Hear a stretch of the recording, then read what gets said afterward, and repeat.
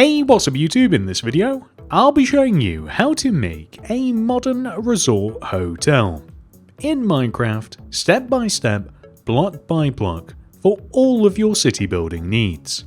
Island not included. I am hidden somewhere in the intro of this video. If you spot me, leave a comment down below. The first person to find me will have their comment pinned. Now let me tell you what this build includes. Outside we have a tennis court, a beach bar, a pool lounging area, a pretty fancy pool including a water slide. Heading inside, we have this rather large lobby area that takes us to every single part of the hotel via stairs or elevators that don't work. On the ground level of the hotel, we have a gym section, which does also include changing rooms, a shower, toilet, and we also have a steam room. On the opposite side of the hotel, we have the dining area, which includes a self-serve buffet, dining tables, a modern bar, we've even got a piano. And let's not forget the kitchen. This hotel has 10 separate rooms connected together via these hallways. In every room, we have a kitchen, a living/dining room, a bedroom, and a bathroom. You didn't ask, but you can actually get all the way up to the roof where we have 2 helipads, including helicopters. I think that this video officially marks the longest single tutorial on my entire channel. If you guys manage to get through this one, I will be thoroughly impressed. This is the amount of space required to make the resort. I would recommend copying this grid into your world, and if you do, to find the starting position, begin at the front left hand corner of your grid, count backwards, find the 20th block, then count to the right and find the 7th block. That is where we start. And here are all of the materials that we will use throughout the build. Please do make sure that you have access to all of these. Begin the build by placing 16 smooth quartz block extending up from the ground. 1, 2, 3, 4, 5, 6, 7, 8, 9, 10, 11, 12, 13, 14, 15, 16. Then extend to the right by 16. 1, 2, 3, 4, 5, 6, 7, 8, 9, 10, 11, 12, 13, 14, 15, 16. We can then extend all the way down to the ground. Then place a light blue stained glass to the right. Extend forwards by 2. 1, 2. Then place a light blue stained glass forwards and right. And extend right by 1. And then place another forwards and right. And extend right by 1. Place a light blue stained glass pane. Leave a gap of 1 and then place another. Then place 2 more light blue stained glass. 1, 2, extending right. Then place a light blue stained glass back and right and extend right by 1.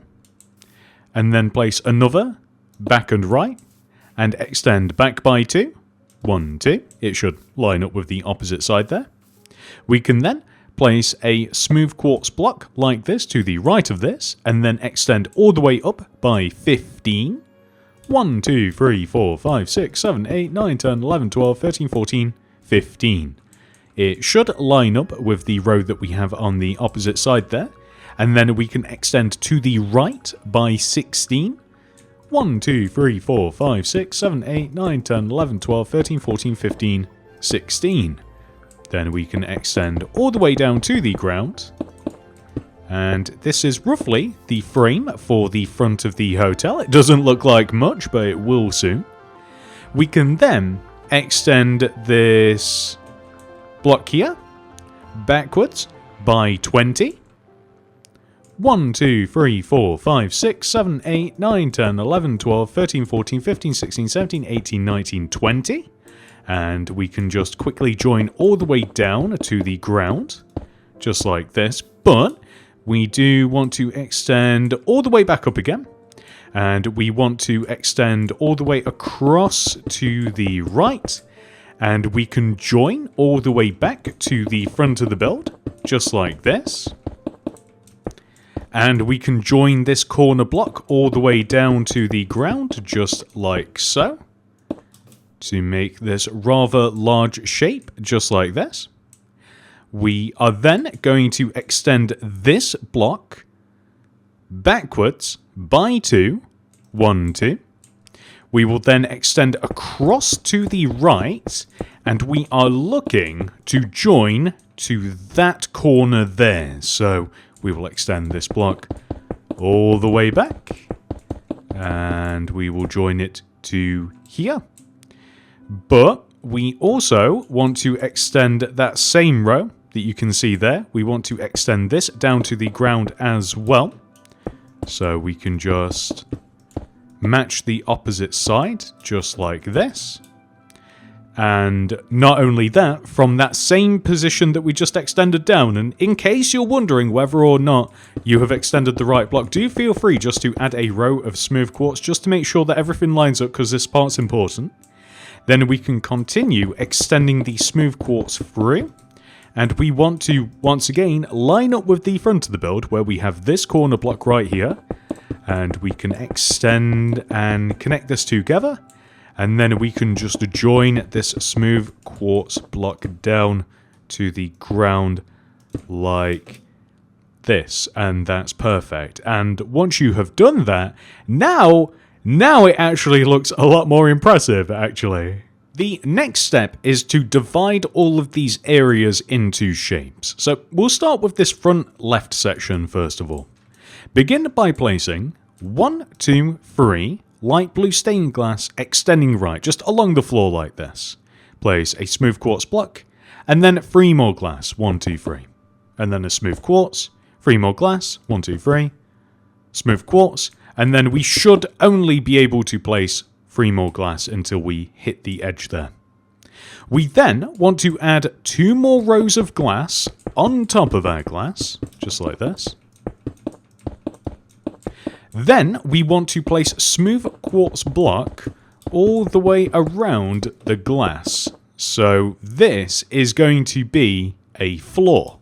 And for every set of windows we have a floor, and every single floor is the exact same size. So we will simply repeat this until we hit the top of the frame there. So once again, what I'm going to do is just place 3 by 3 rows of glass stacked up on top of the previous set of windows, and then I'm going to place the smooth quartz block just around this, because I think that this is the easier way of doing things.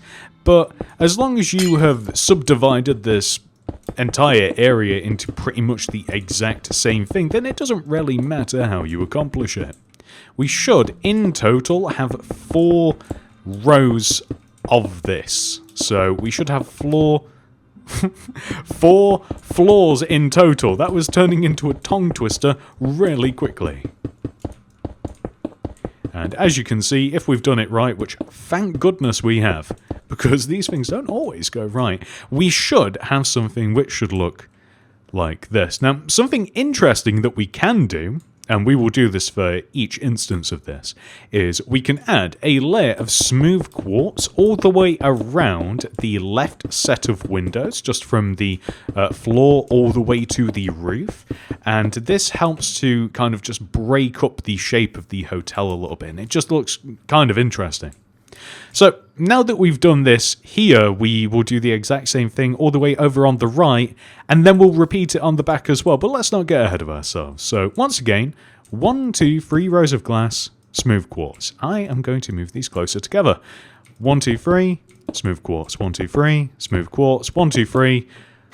Thank goodness, once again, it has lined up. And then I'm just going to stack 2 rows of glass on top of this, and I think that you guys probably get the idea by now.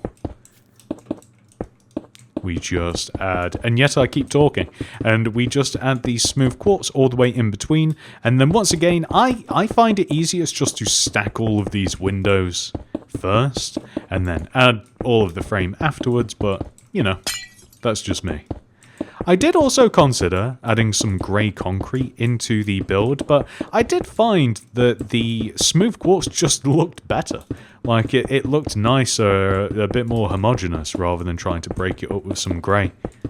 But I did try all sorts of variations, and maybe you could try it yourself if you're looking at this build and you kind of feel like, hey, this looks cool and all, but why is it so white? Well, feel free to add some different colours into it. And now I'm changing my strategy up here, and I don't even understand why.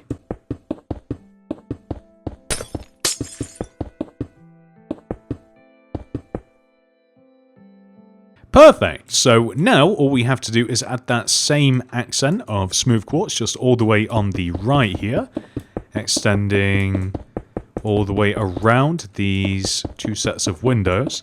Something I did consider as well is extending all of the smooth quartz, by the way, but I found that it didn't look quite as good, but that's something that you could do.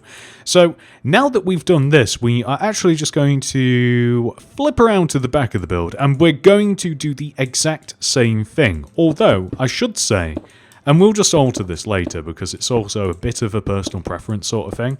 And by the way, I hope that you guys don't need me to vocalize what we're doing here. We're literally just copying what we've done there over to here, so hopefully everybody's good. But on the back of the hotel, specifically on the ground level, like here for instance, is a gym, or part of a gym. And in these rooms are, like, this is a changing room / showers, and over there is a sauna. And it doesn't necessarily make sense to have, like, windows looking into a changing room. I mean, you know, I think that you guys might understand why. So we are probably going to block up some of these windows a little bit later on, or not. Maybe you guys want to roll that way, but I'll probably block them up with a different material, but it doesn't really change things too much.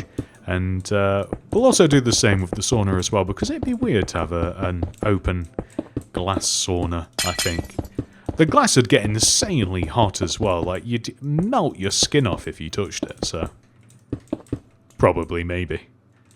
Insert Google image of glass sauna. So now that we've added all of these windows, we are going to place smooth quartz all the way around the outside of these outer windows, just like so.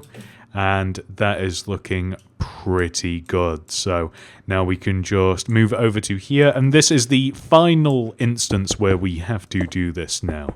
Not to say that we don't have an incredible amount more to do. I bet that you guys could look at the runtime of this video and see that there's so much more. Although, I'm gonna try something different with this video, and you guys can let me know in the comments or wherever if I should do it this way or not. But I've already decided that I'm doing it this way, and that will be self-evident. But I think that I'm going to include footage of me doing everything in this tutorial. So a lot of these floors, for instance, inside of the hotel are the exact same.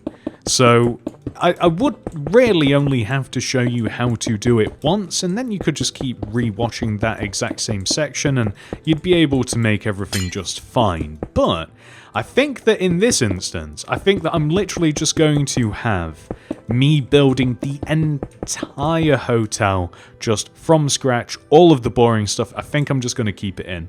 And also, now that we have completed these set of windows here, let's add the smooth quartz block frame all the way around them. So the runtime of this video is going to be extremely long, basically, which once again, you will have already seen.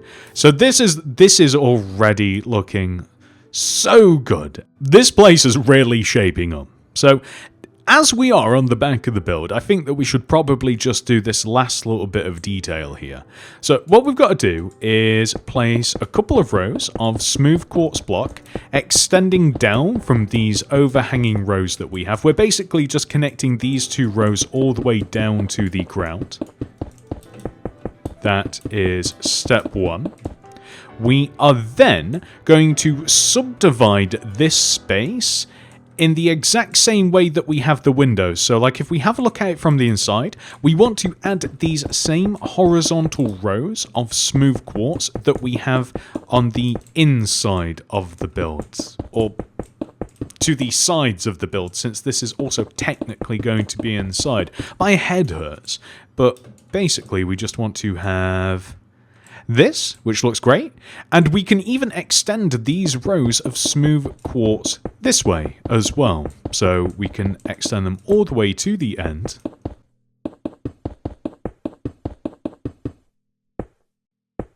What's happening here? I think I'm malfunctioning.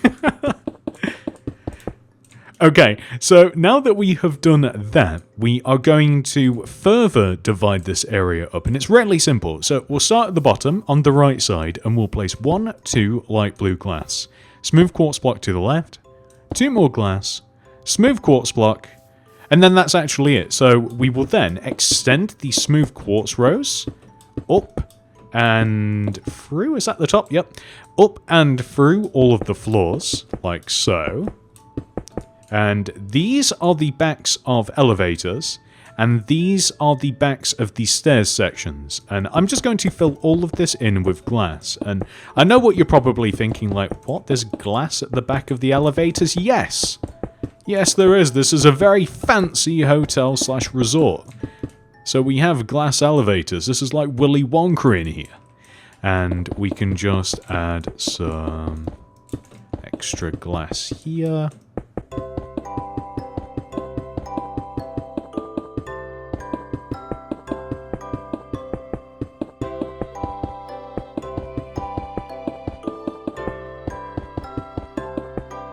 Fantastic. So all the way up to the top there. And actually, we do want to further extend just this little bit here forward. So this is going to be kind of like the back entrance/exit out of the hotel/resort. And you can even just have like a little bit of a door if you like. So maybe just like something like this if you want. But we can sort all of that stuff out later. We do also have to add an extension on top of this as well. So we actually have to add a row of smooth quartz block across the entire top of this section. We then extend this right side up by a further 4. 1, 2, 3, 4. And then all the way over to the left. And then down. Then we can add the same vertical rows. And just on the inside, just to remind myself, I'm just going to add an extra couple of rows of smooth quartz here. Just like this. And then we can add glass to the backs of these. So you can basically get on top of the roof is why this exists. This is why it's higher than the rest of it. And up on top of the roof is a helipad, which we will make later. And yeah, I'm just going to leave this like this for now. But this is looking... This looks pretty good. Next, let's work on the sides of the hotel. I'm going to start over here on the left, only because I was just closer to this side. Step 1 is just filling the entire side in with smooth quartz. But I promise it's actually far more interesting than that. It's just easier to start with this.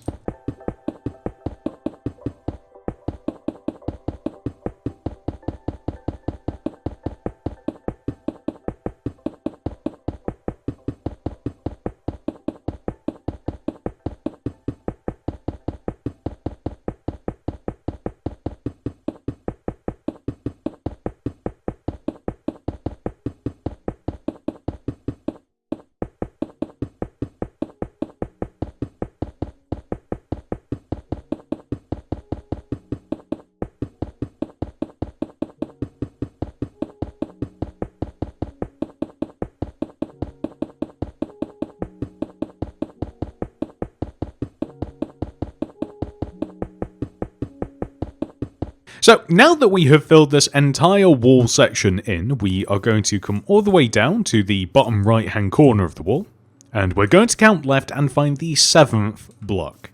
1, 2, 3, 4, 5, 6, 7.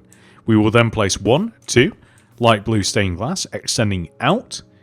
We will then extend left and then towards us, and then left by 8. 1, 2, 3, 4, 5, 6, 7, 8.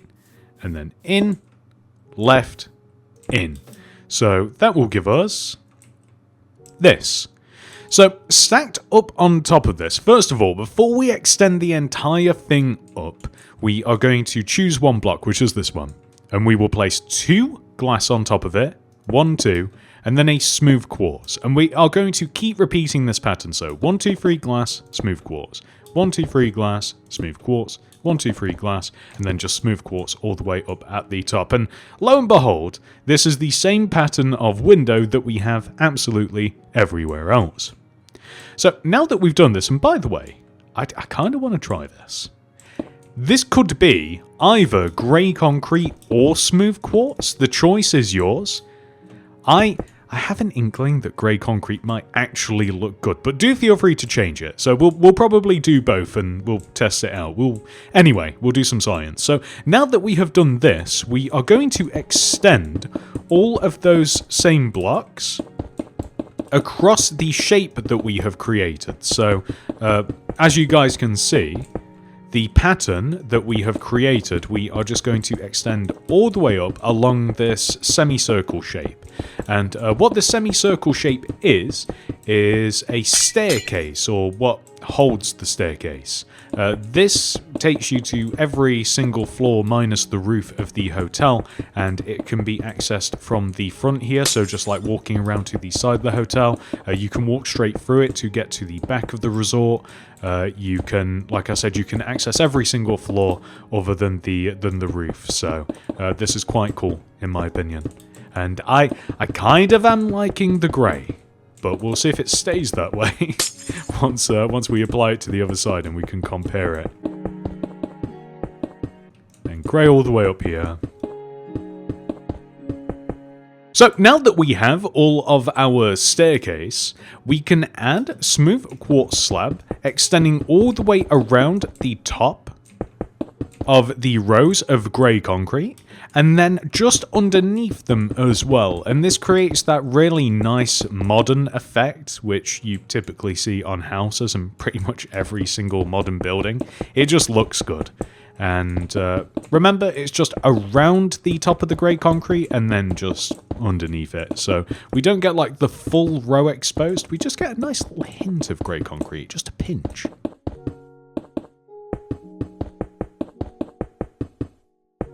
We're like a chef that cooks with blocks. I don't think that you can really eat smooth quartz though. I think you'd probably lose all of your teeth.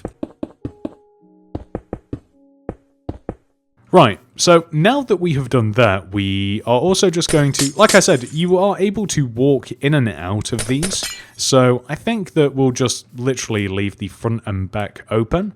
And there we go. That looks pretty good. I do like the grey. It does contrast rather heavily. So now that we have done this to the left side of the hotel, let's move all the way over onto the right and do the exact same thing, except we are not going to use grey concrete. We will instead use the smooth quartz. Or white concrete is also an option. So it will be ever so slightly different. Maybe we'll try that. Maybe we won't. Maybe we'll just use smooth quartz.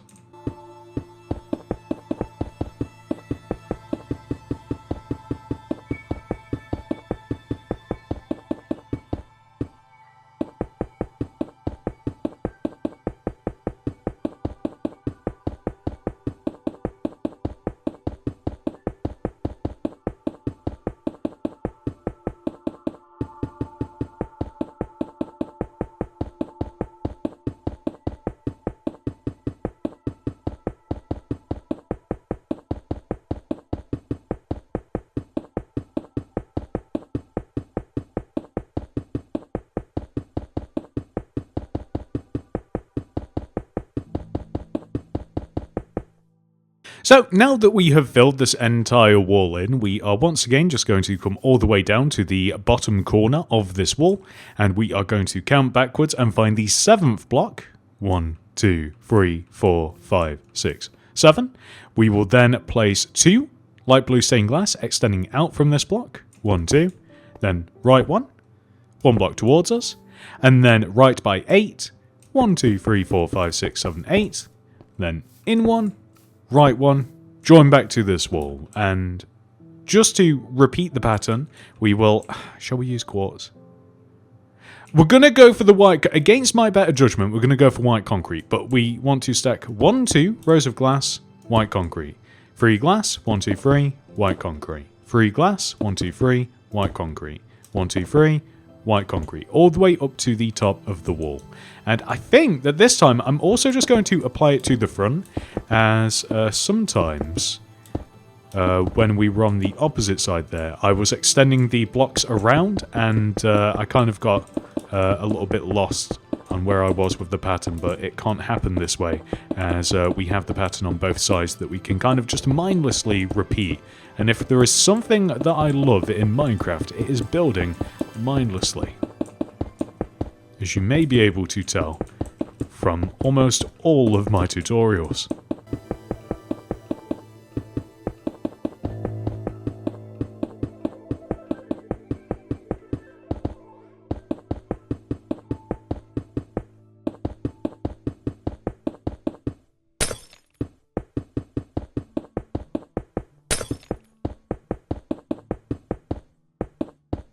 Then we can add the white concrete at the top, and we can actually fill this in. I think grey fits in better, I'm going to be honest. We will have a look. We will compare, but now that we have added all of those blocks, we can add the smooth quartz slab around the top of the white concrete in this instance, and then just below it as well. So we're still getting the same effect. It's not really as strong as the opposite side because, of course, the white kind of blends in. It really is much more of a subtle effect, but it does break things up a little bit. It's probably going to come down to personal opinion. Like, the roof is grey. Like, I would 100% just make the roof grey, like, no matter what, and it is. So it's, I don't know. It doesn't match the roof, but does it need to, you know? Right, so now that we have added the smooth quartz slab flare, let's take... It's going to be so hard to compare as well because they're on opposite sides of the build. So we have the white concrete here, which is nice. That's nice and subtle. Or we do have the grey concrete, which is contrasty. I actually like both, so I'm going to keep them, and I'm going to reflect on it. And if you've done the same as me, do feel free to kind of like... If you have a clear winner... Feel free to choose it now. If not, then why don't you leave it for a while and we can come back to it later. Every part of me wants to make the entrance right now, but I think it'll actually be easiest if we focus on the roof first of all. So come all the way up to this area here, the staircase / lift section. Extend this smooth quartz block forwards by 4. 1, 2, 3, 4. And extend it down. Then extend all the way across and join to the opposite side here, and also extend this corner down. We can then add smooth quartz block just inside of the area here. So I just want to fill the floor in first of all, just like this. Just create a solid floor just because I think it will be easiest. There we go. That's perfect. And then on the left side, we can actually just completely fill this in with smooth quartz. I'm tempted to fill the entire top in with smooth quartz as well.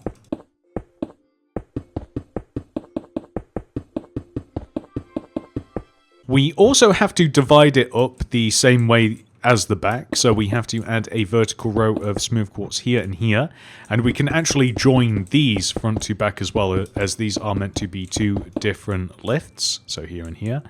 We can then add upside down smooth quartz stairs to the tops of these, and then some grey, light grey concrete, I should specify, just behind, and then stone buttons here for the actual elevator buttons.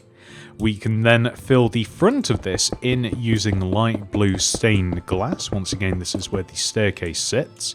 And I think maybe we'll... Okay, so we walk out onto the roof from here. So I'm thinking maybe we just like fill everywhere in but this little door here. Do we need a door? We kind of need a door, I guess. So I'm just going to use an oak door as a placeholder at the very least.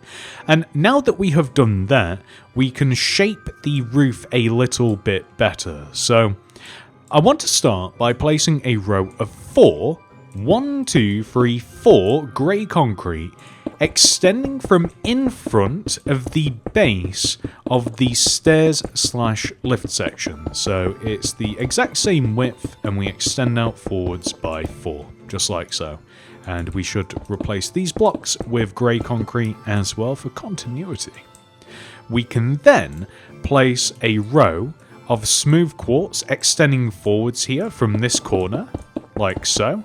And I guess we can just extend it all the way forwards just on top of the frame here, so here. Although that's probably, yeah, we'll start off by doing that. So we'll place one here and we'll place one here, just like so. We then want to fill the big empty spaces that we have on the left side of the build and the right side of the build in with grey concrete. But we want the grey concrete to just sit above and inside of the space, and we don't want to make it take up any more space than that. So we want to have something which should look like this. And the reason for that is that we can then place a layer of smooth quartz slab extending all the way around the top of the grey concrete, just like this. And also, just whilst I'm here, I'm going to fill this in with grey concrete as well. And then we can just continue extending this all the way around. So, continuity. It all comes full circle, or in this case, full square.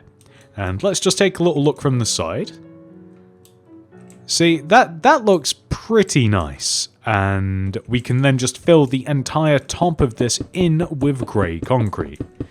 And you may be wondering, like, why have we went to such weird and extreme lengths just to, like, make this weird shape out of the roof? Like, why did we add those 4 rows of grey concrete earlier and, like, the smooth quartz?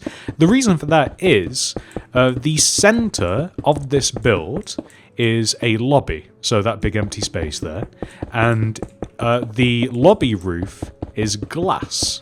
So when you're in the lobby, you can look straight up and just see straight to the sky, and it's really cool. Like the lobby section, like is probably one of my favorite parts of the entire hotel. How just the shape of the thing and the nice big open space and all of the staircases and the floors and the lights, like it all comes together really nicely. So that's what the left side of the build should look like, and we are going to apply the exact same thing to the right side as well. So I'm just going to start off by adding the outer row of grey concrete, and then we can add the smooth quartz slab all the way around it afterwards. So from here, and I am now thinking that I should change this right side to grey concrete. I won't make you suffer through that though. I'll do it off camera probably once we've completed this little bit of the roof. But now that we have added the smooth quartz slab, we are just going to add all of the grey concrete in as well. And on this side of the roof, or maybe even on both sides, it's up to you, or not. Although I did have a few comments saying that it is cool to have one of these. There is a helipad on the roof, which is why we can get up here in the first place. And we're going to dump a helicopter on the helipad as well. So, yeah, you can have one on either this right side is where I put it initially for some reason. I don't know why. I almost always go left. never go with the right thing. But we can put it on both sides if you want. We'll see. So let's just take a look. There we go. That's looking pretty grand now. I like how this is pulling together. So I am just going to swap all of this to grey. Yeah, the difference is subtle, but I do just think that it looks better. So before we move on to the main entrance, which I desperately want to make, I can't tell you how much it will pull the whole thing together. I do just want to build the helipads though. So to position the helipads, we start all the way here at this row of smooth quartz, and we count to the right and find the third block. 1, 2, 3. Here we stick a white concrete and extend it forwards by 6. 1, 2, 3, 4, 5, 6. We then place 2 white concrete extending forwards and right diagonally, 1, 2. Extend right by 6, 1, 2, 3, 4, 5, 6. Back and right diagonally by 2, 1, 2. Back by 6, 1, 2, 3, 4, 5, 6. Back and left diagonally by 2, 1, 2. Left by 6, 1, 2, 3, 4, 5, 6. And then just join back together like this. Now, step 1, I think that we are just going to place a row of black concrete that sits all the way along the inside of the white concrete. So just joins together in a big circle like this. We will then fill the outer sides in with black concrete. So we have a square. We can then add a row of yellow concrete along the left and right sides, join together in the middle, and there we have an H, which of course stands for... what could the H stand for? I've got no idea, but we're sticking a helicopter here anyway. So now that we have placed our helipad, we are going to move all the way over to the opposite side, and we're just going to add another one, just in case. So from this corner, we are going to count to the left, 1, 2, 3. Place a white concrete, extend forwards by 6, 1, 2, 3, 4, 5, 6. Place the 2 diagonal blocks, left by 6, 1, 2, 3, 4, 5, 6. 2 diagonal blocks, 1, 2, 3, 4, 5, 6. 2 diagonal blocks, extend across by 6 and join together in a circle where we will once again, I feel as though that I've got myself on 2 times speed, and then we can place black concrete all the way along the inside of the white concrete like this. We can then fill the sides in with the black concrete, add a row of yellow concrete on the left and the right, join it together in the middle, and once again we have this mysterious H, which nobody knows what it stands for, and we now have it on both sides like this. And I don't know why I feel compelled to do this, and yet I do. I'm just going to add a row of smooth quartz block, just connecting these 2 sides together. And now that we've done that, we can finally work on the entrance area. And this is looking very cool now, I think. So, step 1 is just to extend all of our light blue glass all the way up to the very top of the build. So, that's step 1. It's level with literally just the roof. And it's probably easiest to do this in the little bunches like this. It's a weird way to phrase it, just extending the rows up.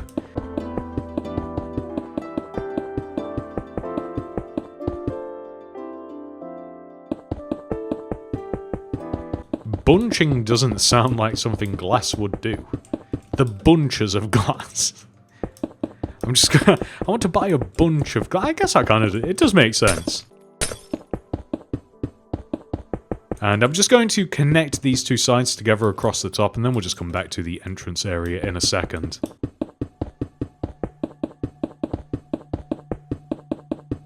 You know, sometimes just like when you're talking, and you just think to yourself, like, did what I say make sense or not? I don't even know. Like, I get that so much, and typically, whilst recording...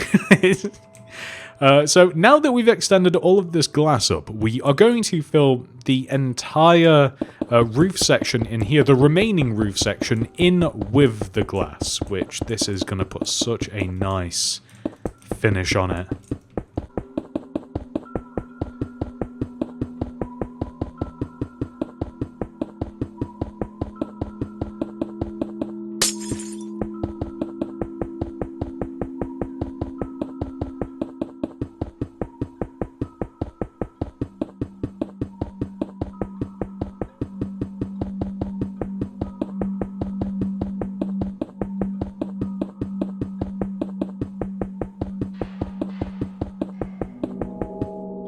Nice, let's take a look now. There we go, look at that. That's not looking too bad, but what really helps to bring it together is placing the smooth quartz slab around the top of the glass. So it continues from the roof, so here and here, and it helps to just join it all together. And I've just got to add an extra row of glass just up at the top here, and let's just see. There we go. That looks so good. And then at the bottom here, we are just going to add a couple more rows of the light blue stained glass pane. We'll stick some glass across the top of it, and then we will just extend all the way up, and we'll fill this section in. And whilst we aren't quite done, I think that everybody can appreciate that. That looks pretty cool. So one last little touch before we start doing other things is left and right of the entrance here. We want to leave a gap of 2, so 1, 2, and place 1, 2, 3 smooth quartz in this position. So a gap of 1, 2, 1, 2, 3 smooth quartz. We then want to connect them together. We want to connect them to the build. And then we want to add a row of smooth quartz slab all the way around. So it just extends out like this. And that's just a nice little overhang, and it helps to really signify that it's like, hey, guy, that's where the entrance is. So there we go. This is... yeah, look at that. So, next, and I can't believe that we're actually at this point already, we are going to make the entire rest of the front of the hotel, including the landscaping. But first, the sign. Throw down a loom, open it up, place a red banner in there with white dye. We are going to write out the word hotel in letters. So, H is Pale Dexter, Pale Sinister, and then Fess. Barely have any room here. Next is O. This is Pale Dexter, Pale Sinister, Chief, and then Base. Next is T. This is Chief, and then Pale. Next is E. This is Pale Dexter, Chief, Fess, and Base. And then lastly, L, which is Pale Dexter, and then Base. And if we grab these banners, we can then stick them on top of here somewhere. So I'm thinking right here, H-O-T-E-L. Just like this. Hotel. Guys, I've been staring at the entrance, and you know how I am. I can't leave these things alone. I want the entrance to look a little bit different. So grab your banners. I've already done it. Place the smooth quartz legs of the entrance 1 row backwards.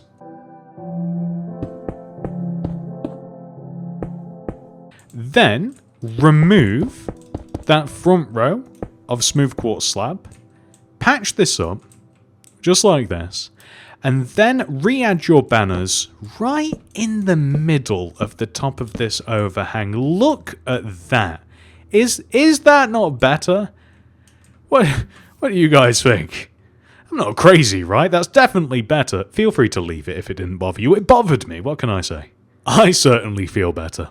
Well, anyway, the next thing we have to do is place large ferns in front of the window sections on the right and left side of the hotel, just in front of these flat parts. Like this. We also have to make some palm trees. To do this, we will dig in front of these smooth quartz rows. We want to dig 7 blocks in the ground like this, and then we will place 2 smooth stone, 3 sand, 1, 2, 3, and then 2 smooth stone. On top of this middle block, we will place a row of 4 jungle wood, 1, 2, 3, 4, just like this. We will then place a jungle leaf, which we will extend forwards, and down, like this.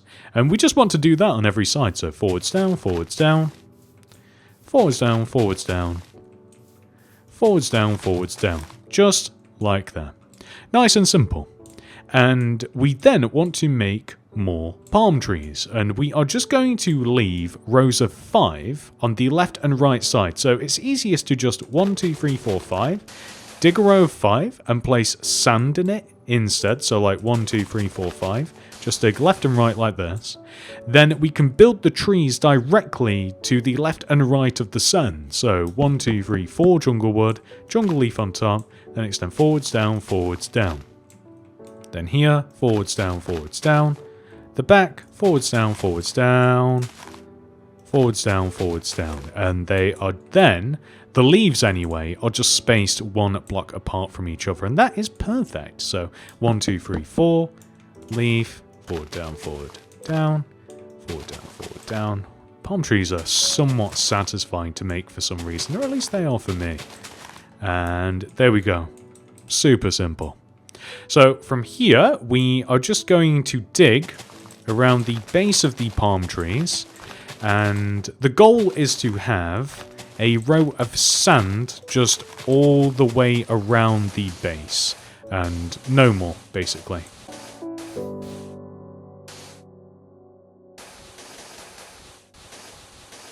The end result is this, which is perfect. We can now apply that over here. So once again, we find the middle of the windows, which is here. We dig a row of 7 in front of it. 1, 2, 3, 4, 5, 6, 7. We place 2 smooth stone, 1, 2, then 3 sand, 1, 2, 3. 2 smooth stone, like this. On top of the middle block, 1, 2, 3, 4 jungle wood. Jungle leaf on top. Extend forwards, down, and then same on the other side. So forwards, down, forwards, down, forwards, down, forwards, down, forwards, down, forwards, down. And there we go. That is perfect. So we then, of course, just want to dig rows of 5 left and right of this. So 1, 2, 3, 4, 5. Just stick sand in there. 1, 2, 3, 4, 5. Stick sand in there. And then rows of 4 jungle wood. 1, 2, 3, 4. And I'm just going to do this. 1, 2, 3, 4. I don't know why I hopped over to this side as well, because it would have been faster just to start making them on their given sides, really. And yet here we are, making things take longer. But we are just going to extend out all the leaves, which once again is, I would categorize under oddly satisfying.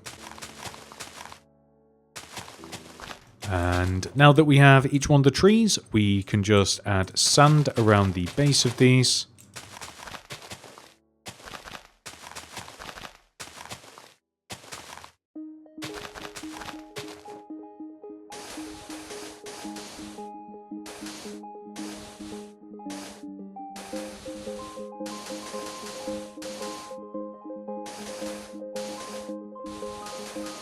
And there we go, that is perfect. So now we have a set of trees on the left and right, just like this. And what we are then going to do is remove, extending right of each one of these smooth stones. So we are going to remove the blocks all the way across to the right, and I guess some extra ones, I suppose. So we're going to remove them all the way over to the right, and I'm just going to fill this in with smooth stone just because I have accidentally removed those other 2 rows. And I just kind of want to create like a solid line of smooth stone just across the front of the entrance of the hotel. I'm just going to remove these. They got in the way, what can I say? So we can just remove and replace those with smooth stone.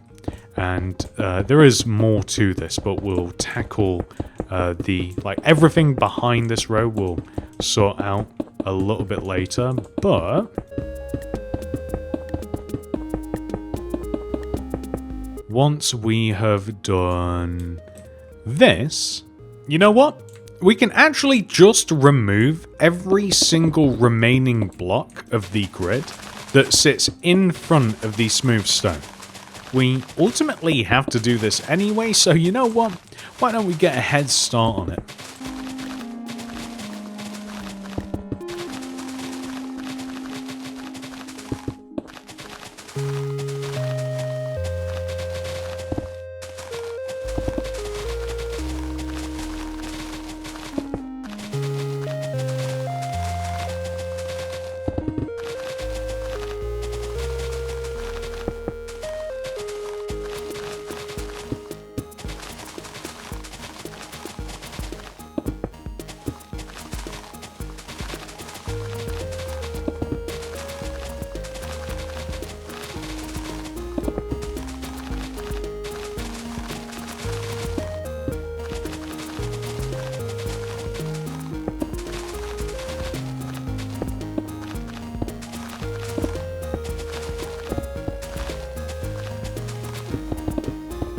So, now that we have removed that, we are going to add a row of smooth stone on the left and right side of all of this empty space.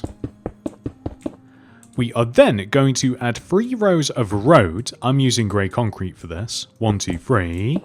along the insides of not only those outer rows of smooth stone, but we are going to have 3 rows of road material, again, grey concrete for me, extending along the front of the smooth stone path, just right in front of the hotel.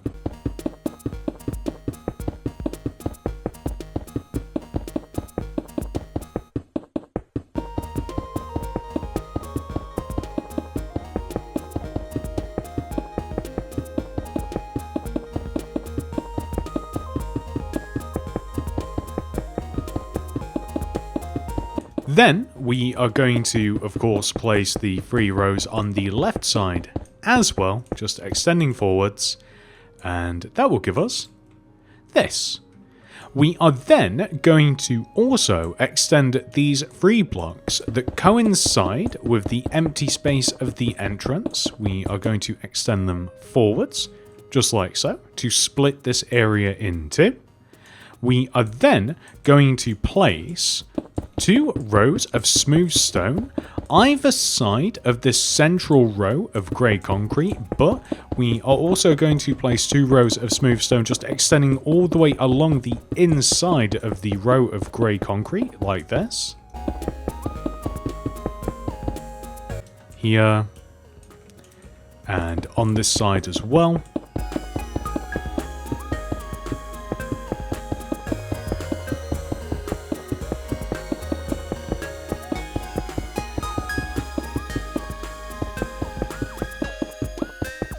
Perfect, so now we have this. We are then, let's start on the left side, just because. So here on the left, we are going to place 1, 2 smooth stone extending along the front here, and then 7 cyan terracotta. 1, 2, 3, 4, 5, 6, 7. Then 2 smooth stone, 1, 2, and then 7 cyan terracotta. 1, 2, 3, 4, 5, 6, 7. Then place 2 smooth stone, just like this. And then we are going to place white concrete along the left side here and extend all the way across the back and forwards as well, just like so. We are going to extend these rows of smooth stone forwards to further divide this area in 2. On the inside of this row here, we are going to place 2 rows of jungle leaves extending up from the ground, and I'm just going to do the exact same thing on this opposite side too. We will be able to divide these spaces evenly into 2 if we place a row of white concrete here and here, just like so. We can then fill the center of these in with cyan terracotta.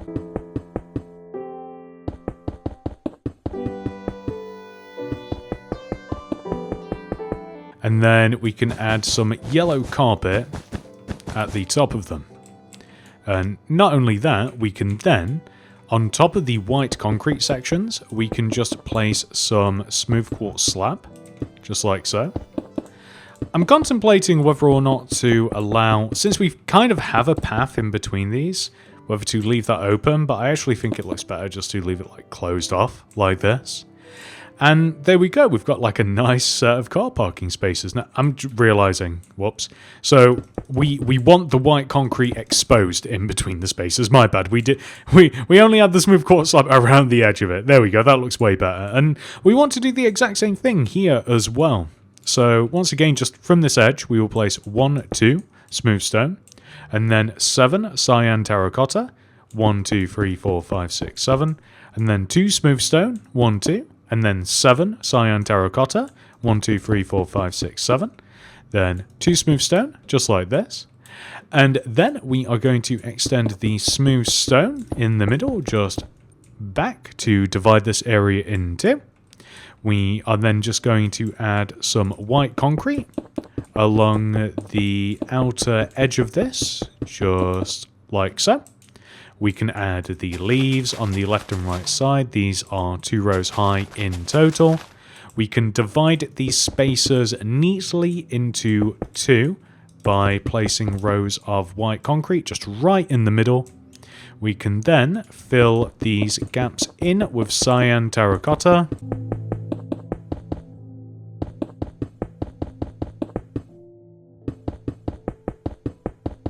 Then yellow carpet at the top, just across the cyan terracotta like this. And then this time, we are just going to place the smooth quartz slab along the outer shape of these. So not separating these. And there we go.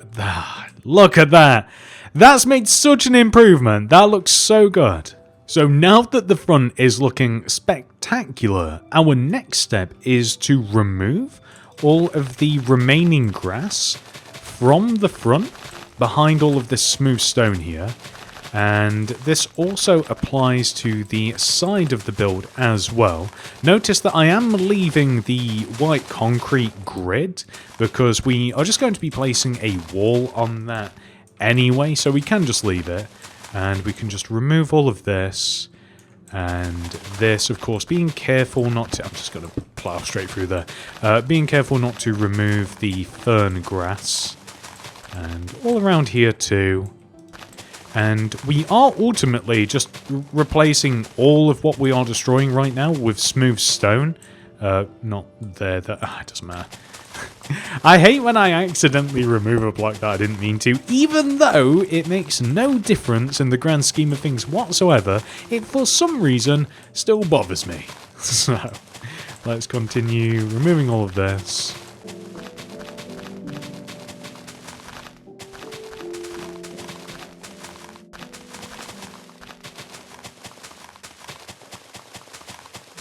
All the way up to here. And now let's just double back on ourselves and we will replace all of this with smooth stone. And then that will be the front majoritively done. There's really not too much more to add to it other than this.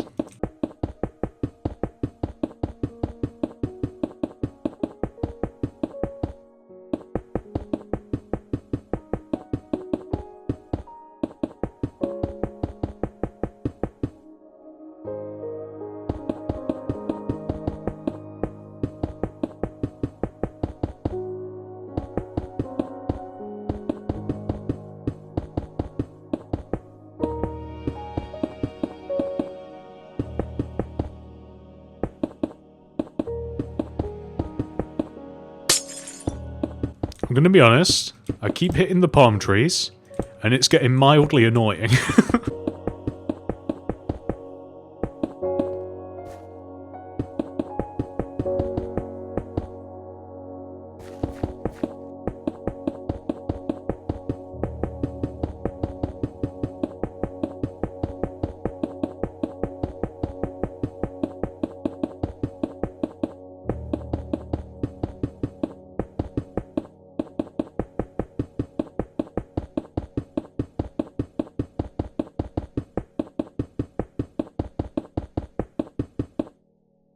Fantastic. So now let's just take a little look. There we go. Very nice.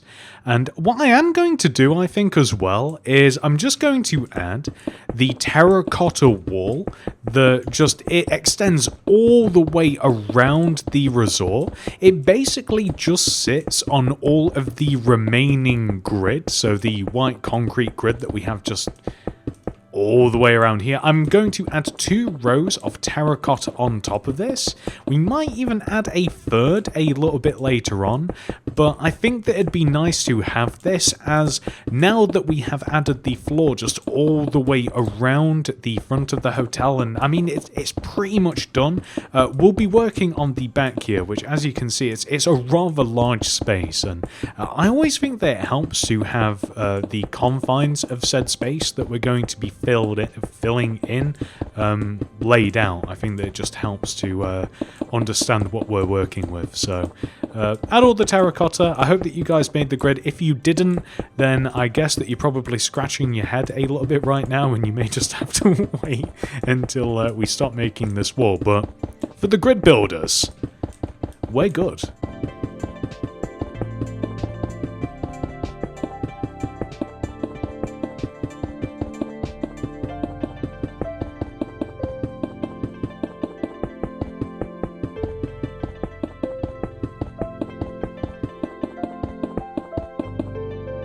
Now that we have completed the entire front and sides of the hotel, we can now move all the way around the back and work on, well, the back. So step 1, we are just going to place large ferns against the back of these windows, exactly how we did on the front. And another callback to the front is we are also going to add the same palm trees as well, using the exact same method. So from this smooth quartz here, we will dig in front of it 7 rows, 1, 2, 3, 4, 5, 6, 7. We'll place 2 smooth stone, 3 sand, and then 2 smooth stone. And on top of the center block, 4 jungle wood, 1, 2, 3, 4. Then a jungle leaf on top, which we will extend forwards, and down. And we will do this on both sides. So forwards, down, on every single one of these sides. Perfect. And then we will dig 5 rows left and right, 1, 2, 3, 4, 5. Sand. 1, 2, 3, 4, 5. Sand. And then 1, 2, 3, 4 jungle wood. And then we will add the jungle leaves. And I'm sure that you guys don't even need me to spell all of this out for you, since we've done this quite a few times already. But now that we're on the opposite side here, 1, 2, 3, 4. Sometimes the counting is as much for me as it might be for you, to be quite honest, because I can quite easily just kind of like space out and lose track. I know that that's bad, but you know, it is what it is. So now that we have each one of these 3 trees, we can dig around the base of them and add the sand, and we will wait to add the smooth stone. We already have some, so we'll add the sand around these. We will have to do this on the opposite side of the build as well, using the exact same methods. Fantastic. So we've got a set of palm trees over here. Let's move all the way over onto the opposite side and do the same. So once again, we'll dig 7 rows in front of this block. 1, 2, 3, 4, 5, 6, 7.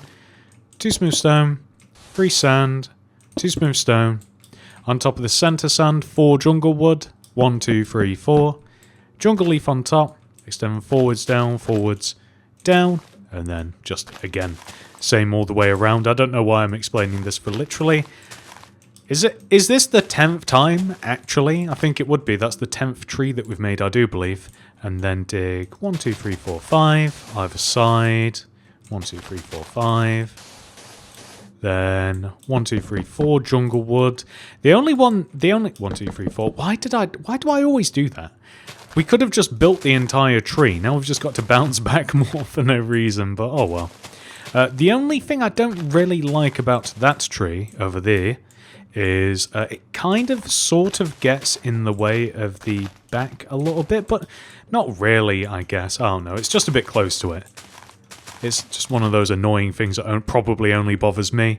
And then we can add the sand all the way around the edge, to which you may be thinking, whoa, you're the one that designed it. Yeah, I know. That's what makes it worse. I built it this way and it still annoys me. And then we can fill all of this empty space in with sand.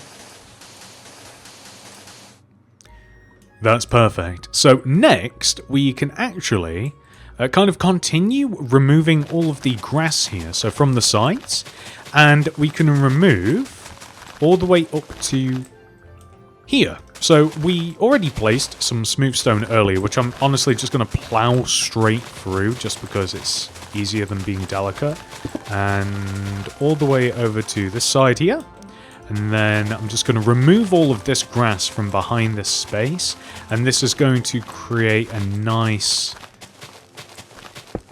canvas for us to work on. And there's a few things going on back here, to be quite honest. There's a tennis court that we've got to make. There's a little beach bar, kind of a tiki bar, sort of. I'm not certain that it's like quite stylized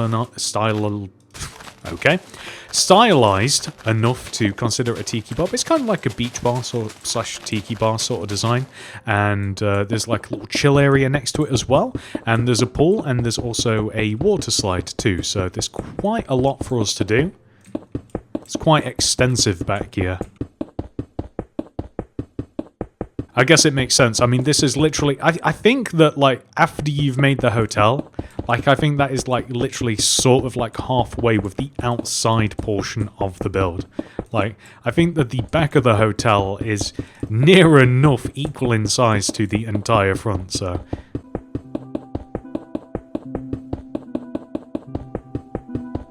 Although, fingers crossed, shouldn't take as long.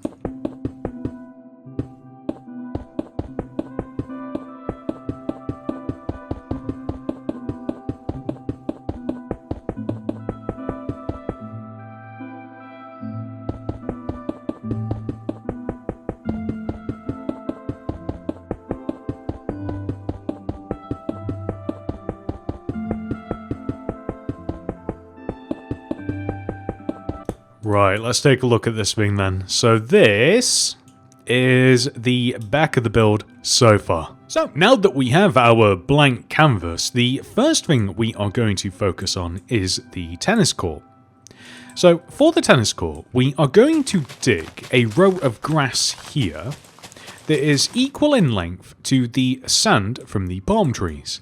And we are going to replace all of this grass with white concrete. We are then going to dig from the end here, extending backwards, and remove 26 rows. So 1, 2, 3, 4, 5, 6, 7, 8, 9, 10, 11, 12, 13, 14, 15, 16, 17, 18, 19, 20, 21, 22, 23, 24, 25, 26.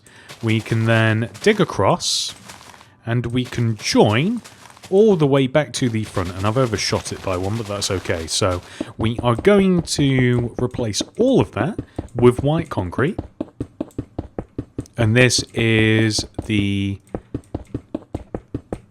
outer boundaries of the court. Perfect.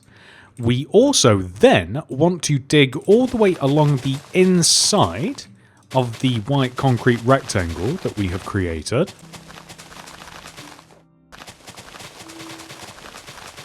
And we can replace all of this with pink terracotta.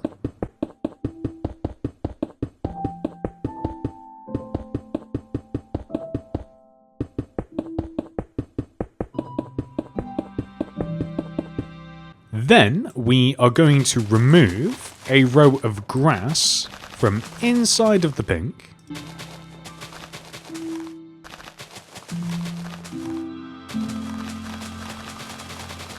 And replace it with white concrete.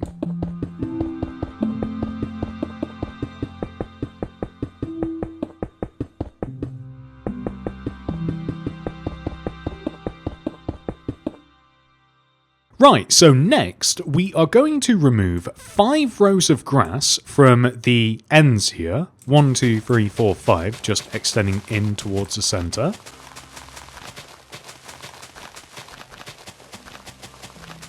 We will then add a row of white concrete along the 5th row. We will also add a single white concrete here, right in the middle at the end of the court, and then we will fill the inside of this space in with pink terracotta. Just like this. And we'll do the same to the opposite side, keep it symmetrical. So 1, 2, 3, 4, 5 rows. We will remove these. And then we will replace the 5th row with white concrete. We'll add just a single one right in the middle of the end here. And then we will fill just all of this empty space in with pink terracotta. Just like so. Perfect. So next, we can split this entire area into, so lengthways. And we can fill that in with white concrete just like that. And we also want to add a row of white concrete here as well. So I don't know whether that's going to be tricky to find, but basically all of that remaining grass space, we just want to cut it this way and this way just in half. And we can then replace all of the remaining grass with pink terracotta.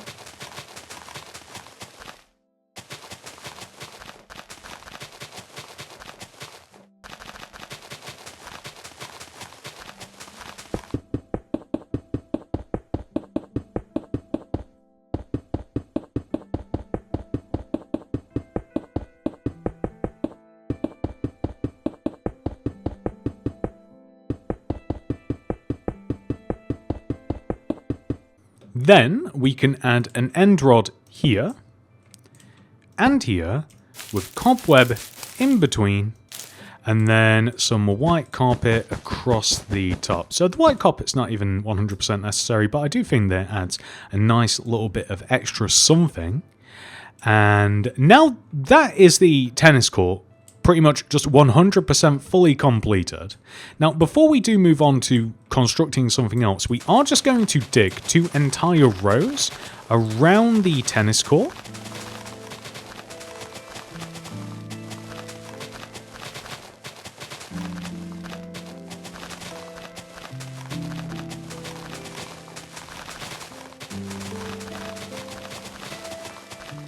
And we will replace those 2 rows with smooth stone.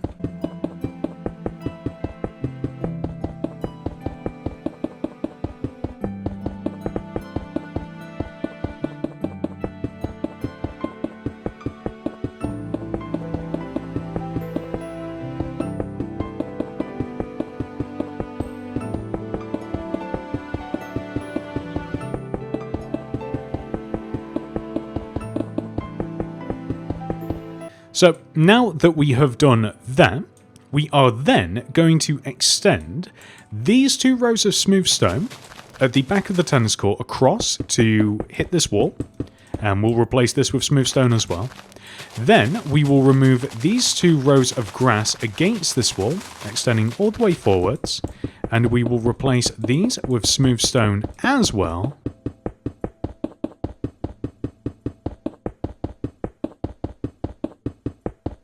And that will give us this. Perfect. Before we move on, we are just going to bone meal this grass section here. Fantastic. We are also going to add some benches. So the benches are going to line up with the 2 middle rows just on the end here, just on the left and right. And we're just going to have 2 spruce stairs like this with spruce trapdoors flipped up either side. So just a nice little chill bench here and here. Theoretically, if you wanted to, you could add some more along the side, but I actually think that 2 is just like a nice amount. So now that we have done that, we are just going to move over to the right side for a second, and we are going to extend these 2 rows of smooth stone all the way to the very end of our... I want to say grid, but it's not really a grid anymore. So all the way to the very end of the... What do we even call this place? The back of the hotel. All the way to the end of that wall. How about that? There we go. And we can just replace all of this with smooth stone. And this is going to help quite a bit in a second. So now that we've done that, we can flip back over to the tennis court here. And what I want to do is remove here 7 rows extending this way. So 1, 2, 3, 4, 5, 6, 7, just like this, right? And we are going to dig and remove the grass, extending all the way across to the right.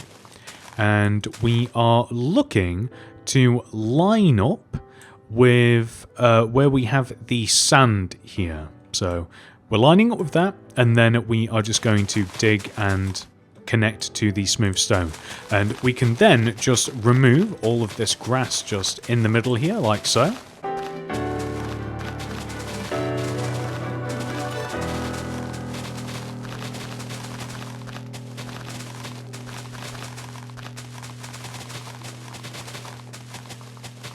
And we can replace all of this with birch planks.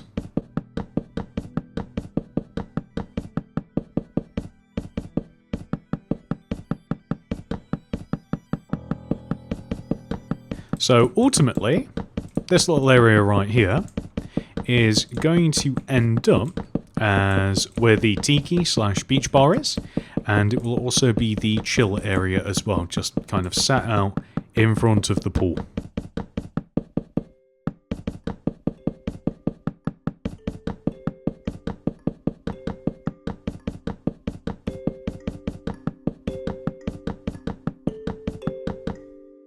We will then remove 2 rows of grass to the right of the birch, replace this with smooth stone, and then we actually do just want to dig one entire row from in front of this and replace it with smooth stone. We can then bone meal the grass that we have here, just like so, which is perfect. And then we actually want to remove a row of grass from just in front of everything that we've just made, just left to right. And we also want to dig and line up with the white concrete here from the tennis court, and then all the way across to the opposite side, just like this. And we are going to fill the right and front, as we're kind of doing now, empty spaces in with smooth quartz, and the back as well. And then we will add a row of smooth quartz stairs along here, and smooth quartz slab on top of the smooth quartz, just like this.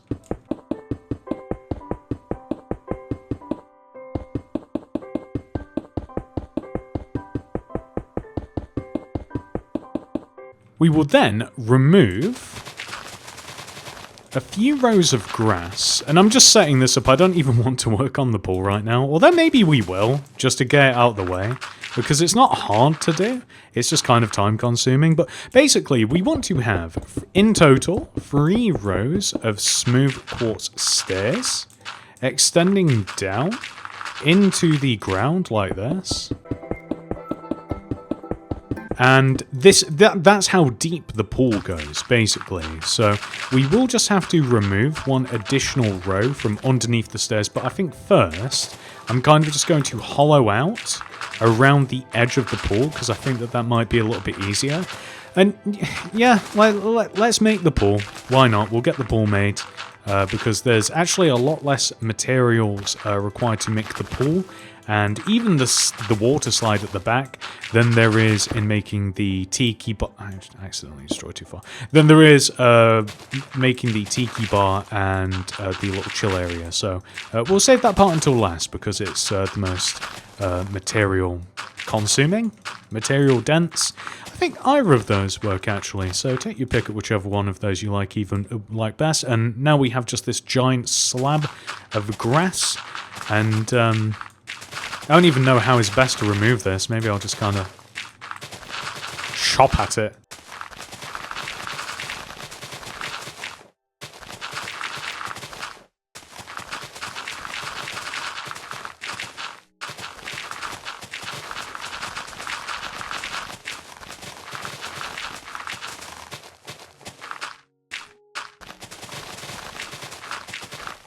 I feel like I'm just karate chopping the grass out of existence.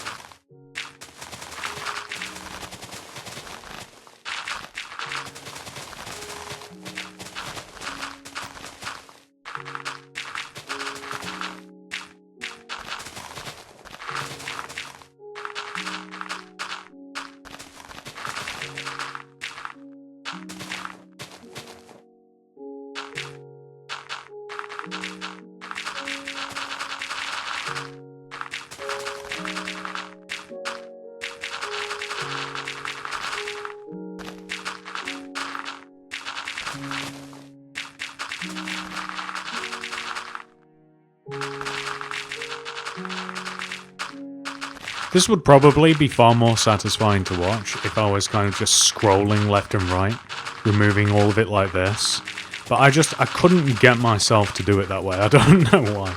Okay, so there we go. Next, we are going to remove one additional row. I don't know how it's best to even do it. We're going to remove one additional row from the base of the ball, and this is the row that we are going to replace with, I'm just going to go with smooth quartz, I think. I don't really care to contrast, so if you wanted to make it look nice from the outside, you could go with some light blue concrete though, or cyan even, or blue.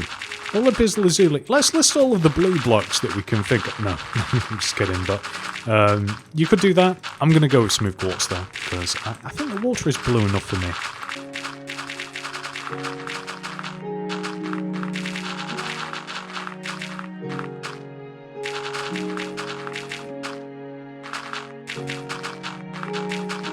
Then we can of course just replace all of this, so the steps just nice and naturally walk all the way down into the smooth quartz.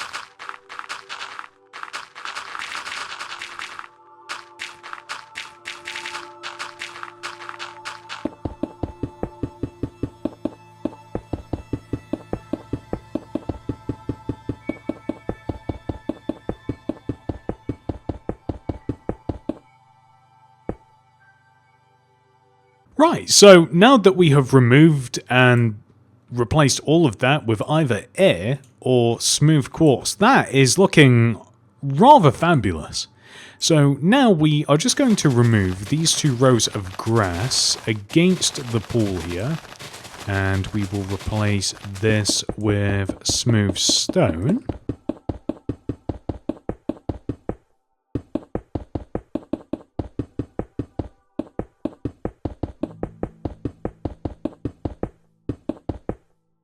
And there we go. Nice. So next we are going to make the water slide, which, as you might imagine, flows into the pool. To begin, we are going to remove this smooth quartz slab right here, and we will place a red concrete. We will then extend the red concrete up, and then back by 2, 1, 2, and then up, and then back by 1, and then up by 7, 1, 2, 3, 4, 5, 6, 7, and then back by 3. So 1, 2, 3, just like this. We are then going to remove, I don't know the precise number actually, so I think it's 1, 2, 3, 4, 5, 6, 7, 8 smooth quartz slabs here. And then we're going to leave a gap of 1 from the red concrete, and then we are going to make the exact same shape using yellow concrete. So literally, we don't need to count or anything, just make sure that it's the exact same. Reminds me of hot dogs. Then leave a gap of 1 and then do the same with lime concrete. And then leave a gap of 1 and do the same with light blue. Then leave a gap of 1 and do the same with magenta. I am flabbergasted. We actually removed the right amount of smooth quartz slabs. I was kind of just winging it. So now that we have done that, we want to further extend those concretes forwards and then down into the pool. Then we want to add some smooth quartz block behind the empty space. So basically, I think it probably just makes most sense to see it like this. So it just wants to follow the shape just behind the concrete. So it just snakes along like this. And the idea is that we will then add some water in between these, and that is where we will slide down. These are the individual slides. Kind of got a little bit of a rainbow motif going on, sort of, kind of. So we'll have something which should look like that, which is fantastic. And we can just stick some smooth quartz stairs just on the ends here so that we can add a little bit of water to that later. But what we also want to do is in this corner here, we want to place a row of 4 smooth quartz slab extending to the right. 1, 2, 3, 4. And then we will extend that block all the way down to the ground, preferably with smooth quartz blocks and not these slabs. We also want to extend this backwards by 6. 1, 2, 3, 4, 5, 6.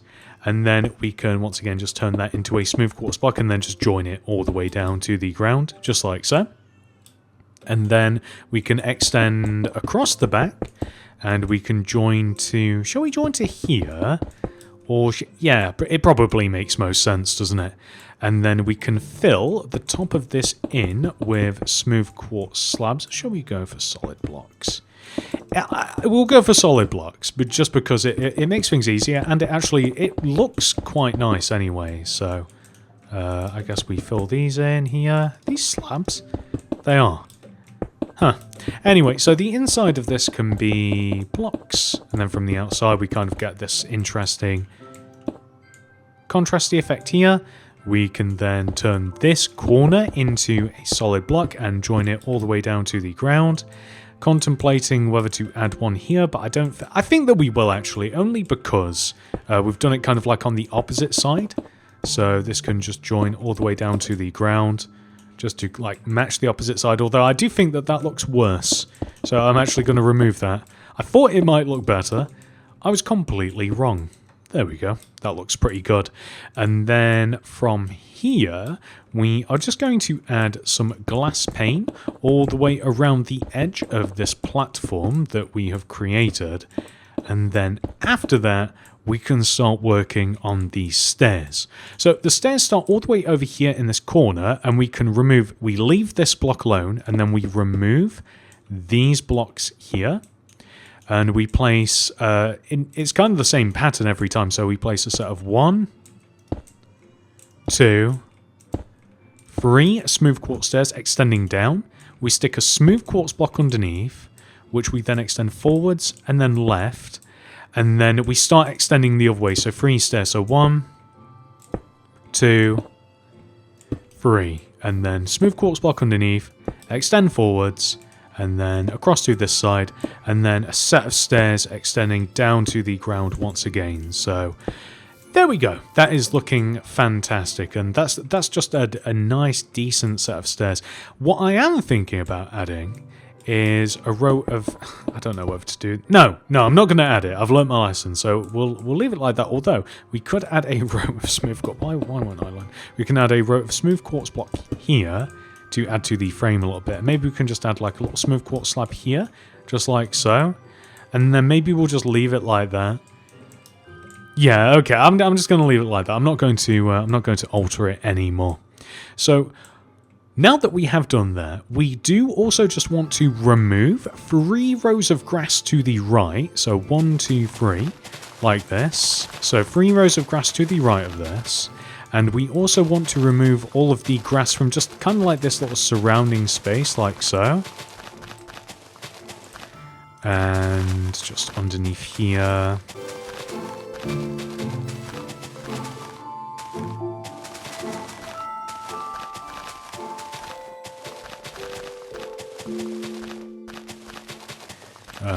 going to replace all of this with smooth stone.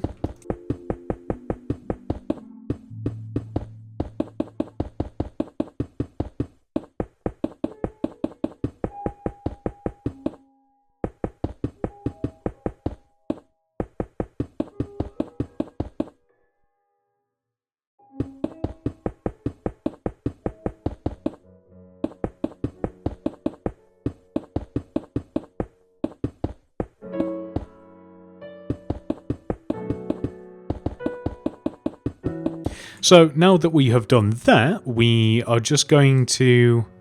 I'm contemplating... Actually, it looks alright like that, doesn't it?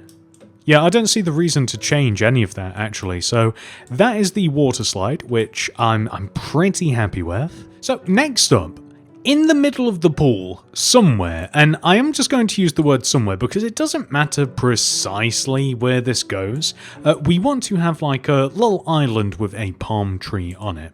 So I'm going to suggest coming all the way to, like, say, where the grass starts here, and then moving, say, like, 1 or 2 blocks along, or maybe even just starting where the grass is, and place a row of smooth quartz that just extends across roughly into the middle of the pool. Now, again, this doesn't have to be 100% precise, but I actually would like to be, roughly speaking, where the middle of the pool is. Just eyeballing it, I think that we've managed to do it. So where this smooth quartz is, it's actually a bit silly. I actually want to have a...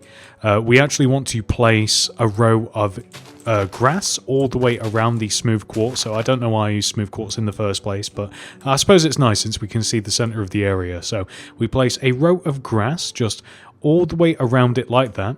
And then we are going to add another row of grass just all the way around the grass, just like so, until we have 2 rows.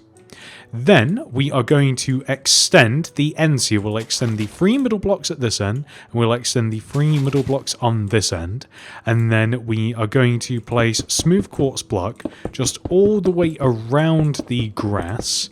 And this will hopefully kind of strike the delicate balance of this island being roughly in the middle of the pool, but also sort of like far enough away from the slides that it's not in the way, and far enough away from the stairs that it's not in the way.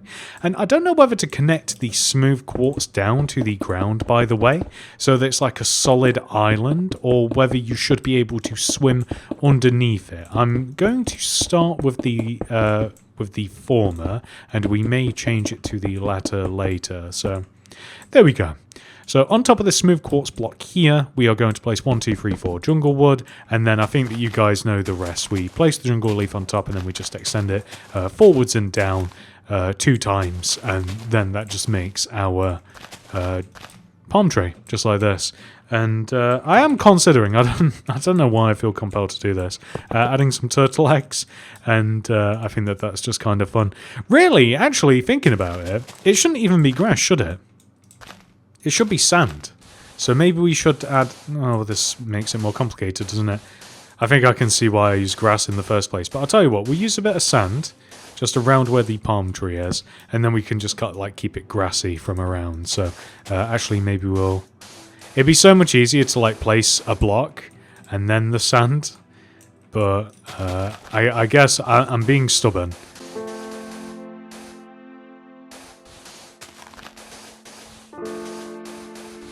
There we go, so we've got a little bit of sand and a little bit of grass. I'll probably change it all to sand later, but there we go. So we have our little island, and now I am going to apply water to the water slide, so that's just right behind the smooth quartz stairs here. And now we have the painstaking task of adding water to the pool, which I may eventually simply just use a command for. But for now... I want the water to begin right underneath the smooth quartz slab line, basically. So all of the steps should be waterlogged, and now I'm just gonna try and do this. I don't know why. I don't know if I do it wrong or whether it's that. I don't know. I usually have a hard time just filling in pools and what have you. That's why I usually resort to a command.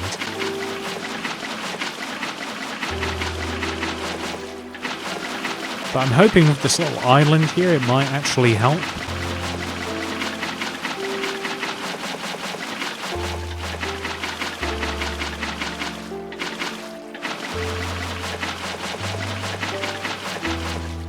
Like, how are you meant to fill, like, this middle section in here? Like, you can't place it onto... Do we fill one?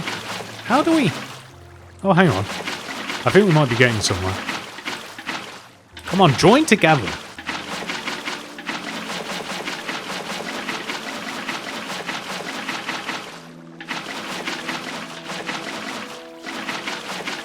Like, would you not think that you could place water... like here, like in between this, and it'd like slowly fill up?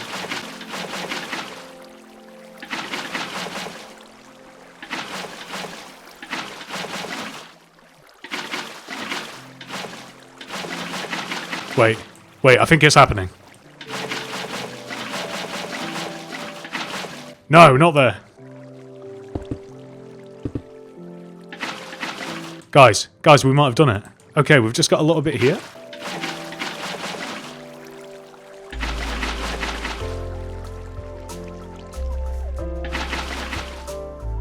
Okay, nice. And then if we... I'm thinking actually we add some smooth quartz slab around this.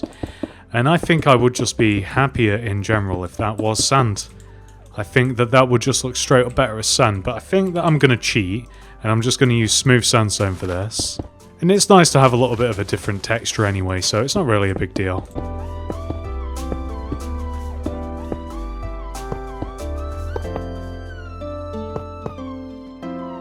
Okay, and I guess that maybe we'll get some turtles. I don't really know how that works, but I am pretty happy with how that looks. So now that we have made the pool section, we are now just going to add a final bit of path that just leads all the way around the edge of the build.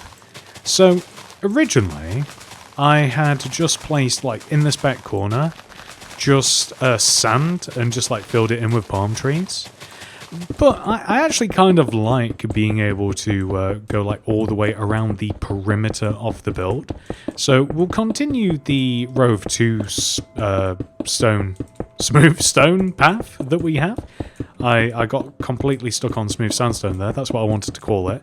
And we can have something which looks like this, which I think looks pretty nice. Now, what I am considering is maybe, like, further, like, removing these 2 rows here. So, like, we kind of, like, continue the path that we have for the tennis court.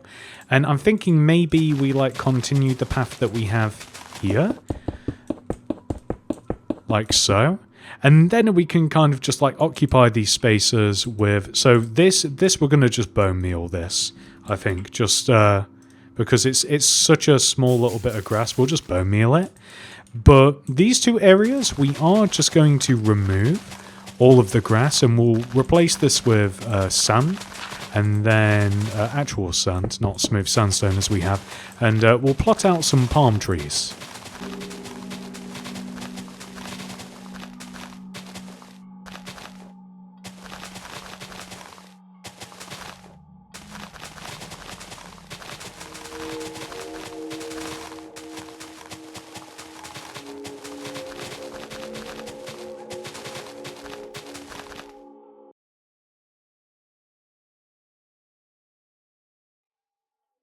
Where's regular sand? That took so long to find. Okay, so I'm going to fill all of this in with sand.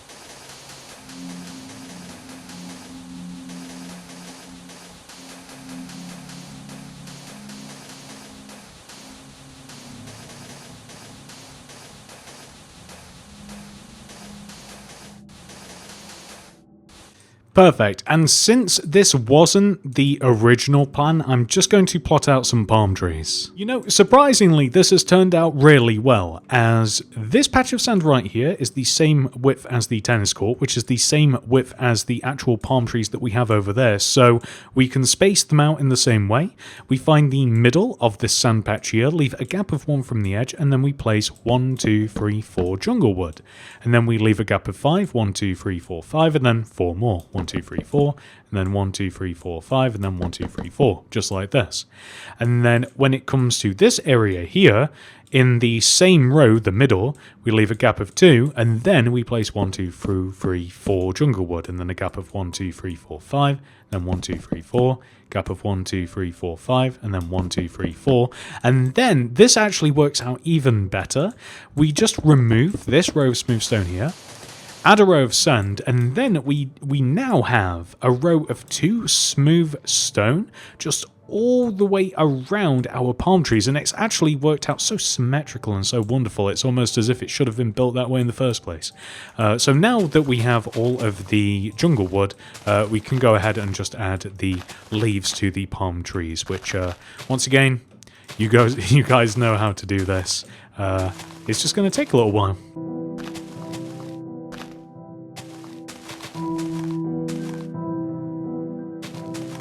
I can happily say, though, that these will be the last set of palm trees that we have to add, and we have kind of almost finished with the entire outside portion of the build. We just have to make the beach bar and the chill area.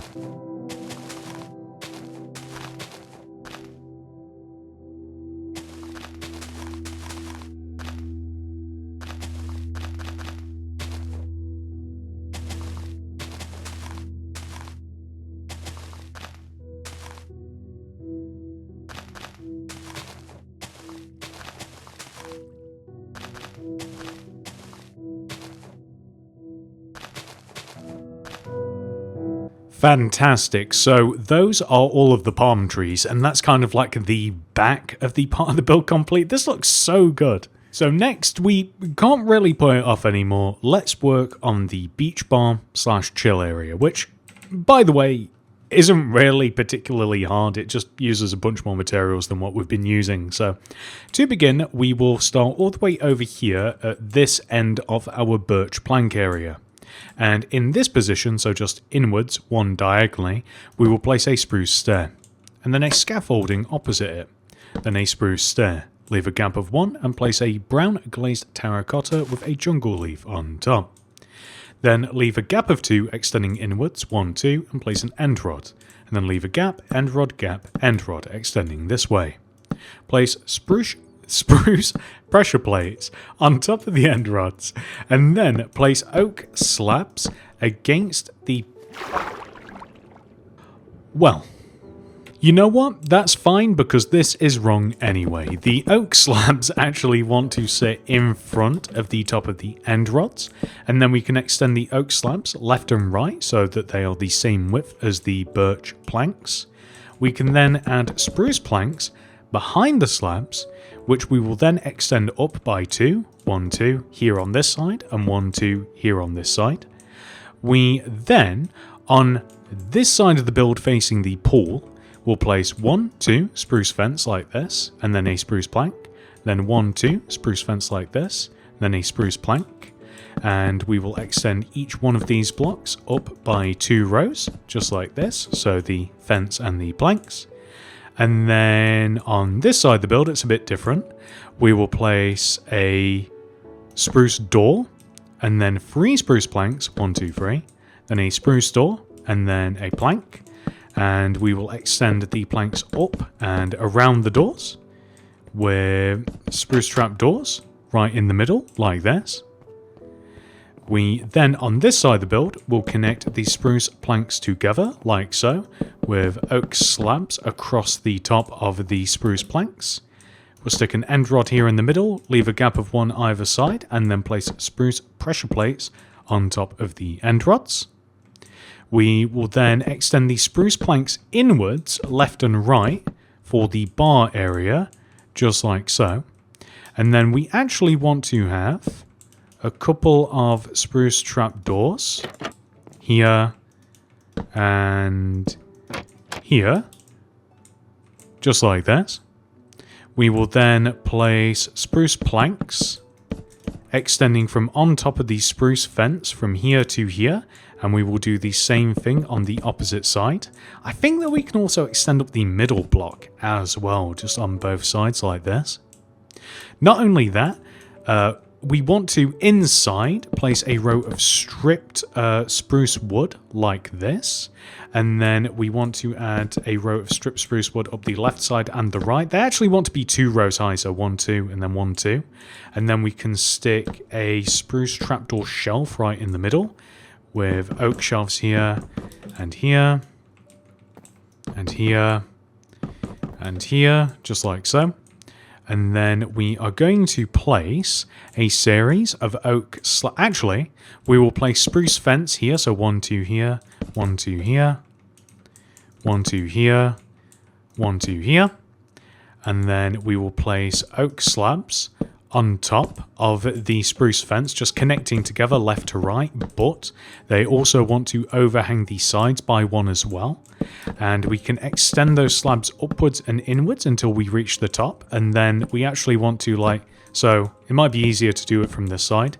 So place 1 on top of the fence, extend it out, and then extend upwards and inwards. And we want kind of like this little flat roof situation. And then we can extend all the way across to the opposite side here and do the exact same thing. So just like so.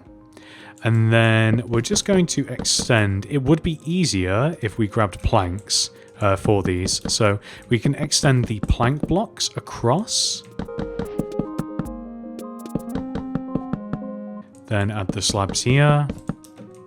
And then add, maybe we can just fill the top in just with spruce trapdoors. And then we can add just these slabs like this. That's looking really good. And then for the inside here, we can add a brewing stand, a flower pot, and then maybe an item frame or some candles also work as kind of like bottles and stuff. But kind of just along the bar, we want like a mixture of pots and item frames too. So just something like that. And then when it comes to actually like filling in these shelves, let me just grab. So I'm literally just grabbing the first set of different colored potions. Now this is going to be really boring, but I'm just grabbing these and I'm just going to fill the shelves in with these potions. I would recommend, if you want, filling them in with different ones in different patterns. If you're really looking to make it look like really, really interesting. But I'm not about that life. So I'm just going to keep repeating this like so.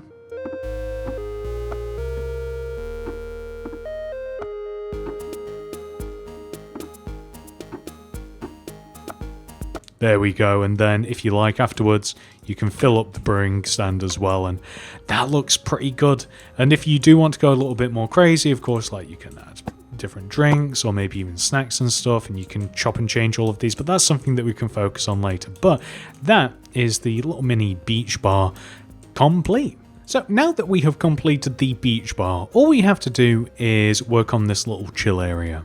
So to start with, we will, in this position, which is just 1 row inwards diagonally, place a bed and a scaffolding next to the bed. We'll then leave a gap of 1 and place a red carpet here with a white carpet behind it, and a jukebox here, flower pot here. Then leave a gap of 1 and place a red bed with a scaffolding here, leave a gap of 1 and place a red carpet and a white carpet behind it. So now we are just going to place end rods, so 2 of them, behind each one of the beds, and we are just going to place a smooth quartz slab on top of the end rods, and then surround the upper end rod with a string, which I think that we've done all of those. It's of course very, very hard to see string.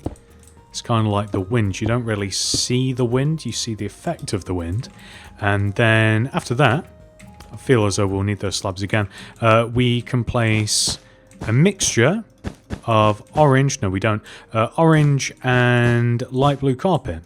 on top of the string, and that will give us this, which is perfect. And if you wanted to add even more of this, like you can add some more like little what am I looking for? Like little towels / little chill beds, like you can just add them here, and you can add like a little sprinkling of like pots and stuff about the place, maybe even like an item frame or two. But that's pretty much all there is to it. And you know what, guys, barring any further level of detail, which we might actually add later, like I might show you how to, like, you know, add even more detail out here, but this is the basics pretty much covered. It's now time for us to actually head inside and work on the interior. Now, where do we begin? Well, I think that step one, we have to divide the inside up, because this is just a massive open space.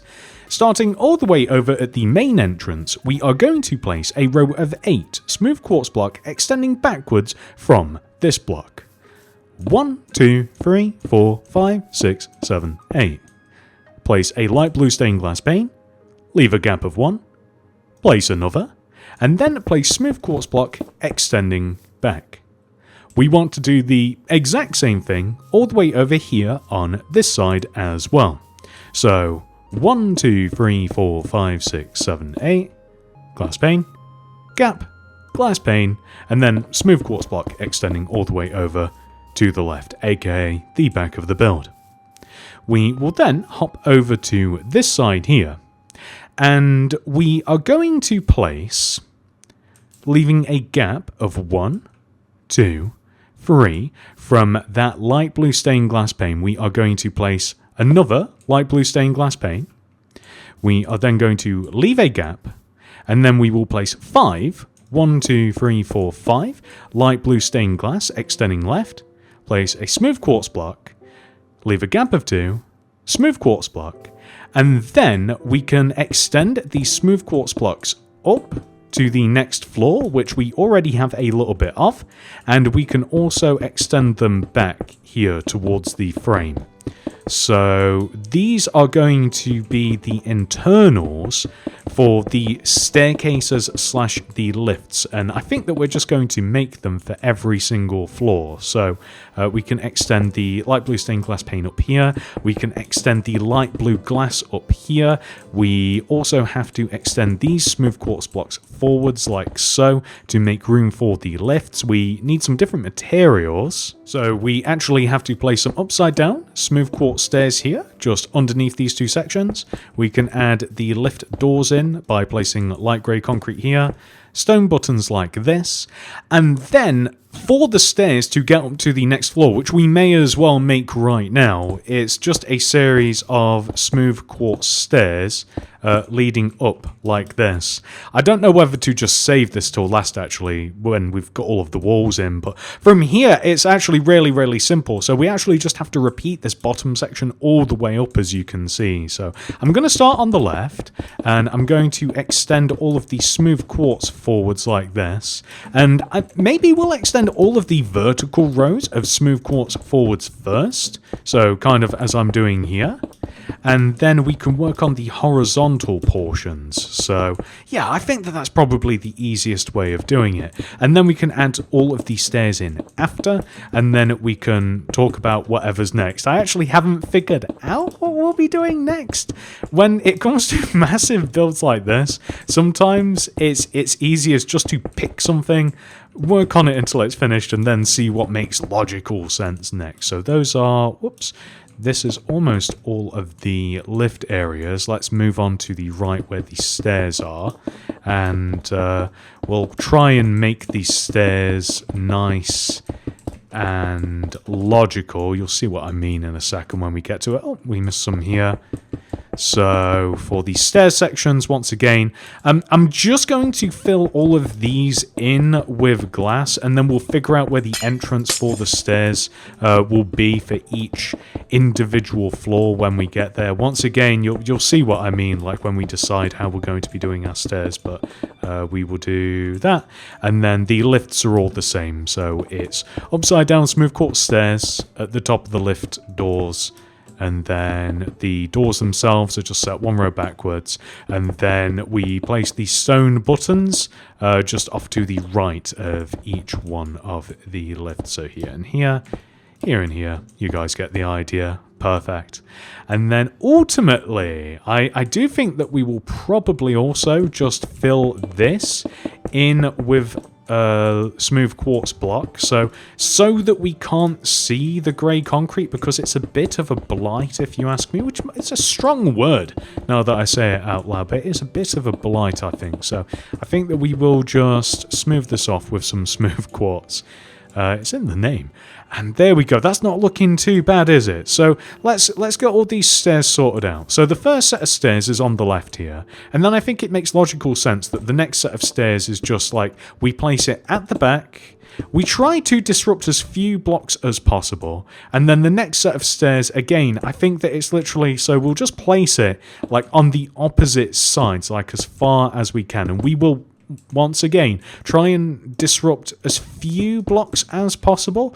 Now, this is the roof, I do believe. Yes, this is the roof section, so a little bit more. And that's perfect. So it's probably easiest to take a look at this from the outside, actually, since we can see straight through it. So let's take a look.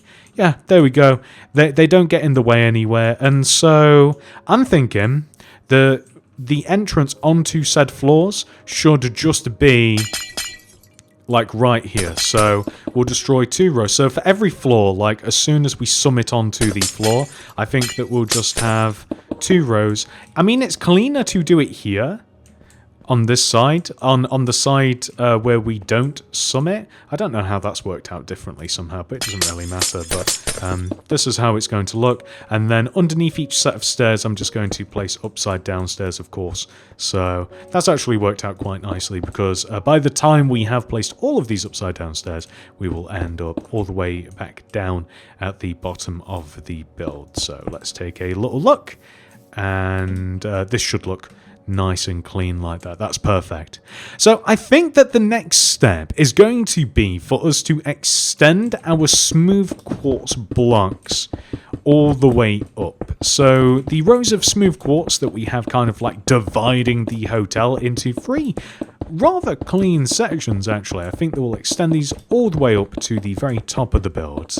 And then maybe we will just, maybe step 1 after we've done this is to just complete the lobby.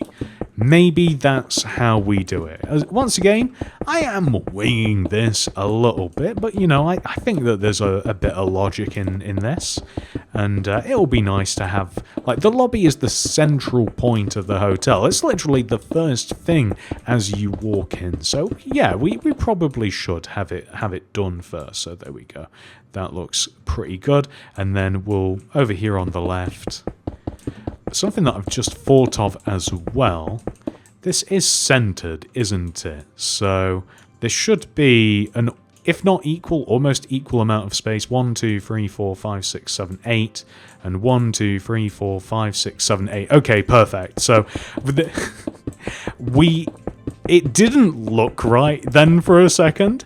And I'll admit, I panicked, but it is right.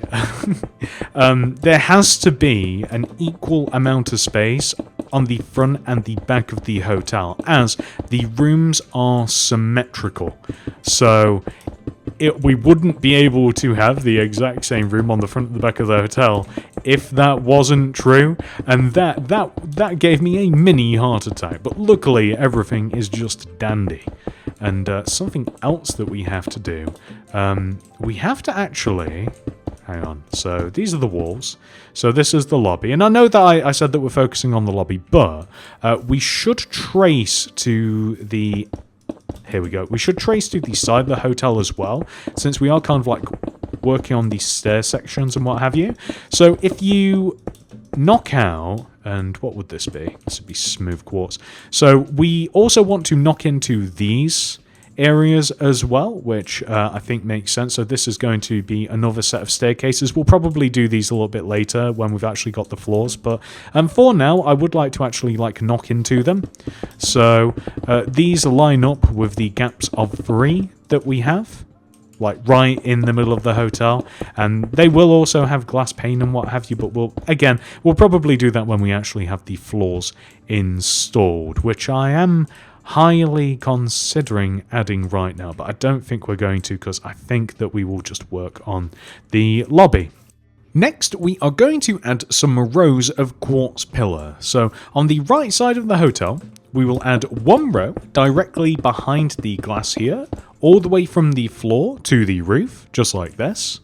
We will also place a row of it over here on the left, so we just leave a gap of one from this glass, and then we place a row from, once again, just the floor all the way up to the roof. And we do the exact same thing on the opposite side of the door as well, so leave a gap and then just place the quartz pillar all the way up. And that looks perfect. So next we are going to do the exact same thing here on the opposite side. So there will be one here behind the glass. There will be one here left side the door, once again just leaving a gap of one. And one here on the right, leaving a gap of one. Perfect. So, in the alcove that we have created towards the front of the build, we will place a grey glazed terracotta here and here, with leaves on top, mangrove stairs here, scaffolding here, then a painting above the scaffolding, and either a flower pot or a lantern on top of the scaffolding. On the opposite side of the room, we'll do the same. So, terracottas, leaves on top, stairs, scaffolding, small painting, and then just a lantern in between. Then we are going to leave a gap of two from the stairs and place a row of, I'm going with red carpet, that is equal in length as the stairs are apart. We will then extend all the way across the lobby, leave a gap of two from these stairs, and we will have this. So just a nice small rug in between the two sets of stairs. We also, on the opposite side of the room here, want to have a similar setup. So we'll have a plant here, grey glazed terracotta, jungle leaf, mangrove stairs, scaffolding, and stacked on top of one of these, either a flower pot or a lantern. And all the way over here on this opposite side, we'll have a similar setup with whatever the opposite is. And if you want to place a painting, you can, but I'm actually not going to in this circumstance. So Next, we are going to leave a gap of one from behind our red carpet and dig a row of grass that is equal in width to the carpet. We will then extend backwards by 6. 1, 2, 3, 4, 5, 6. And then we will just dig out all of these rows. And we will replace all of that with grey concrete.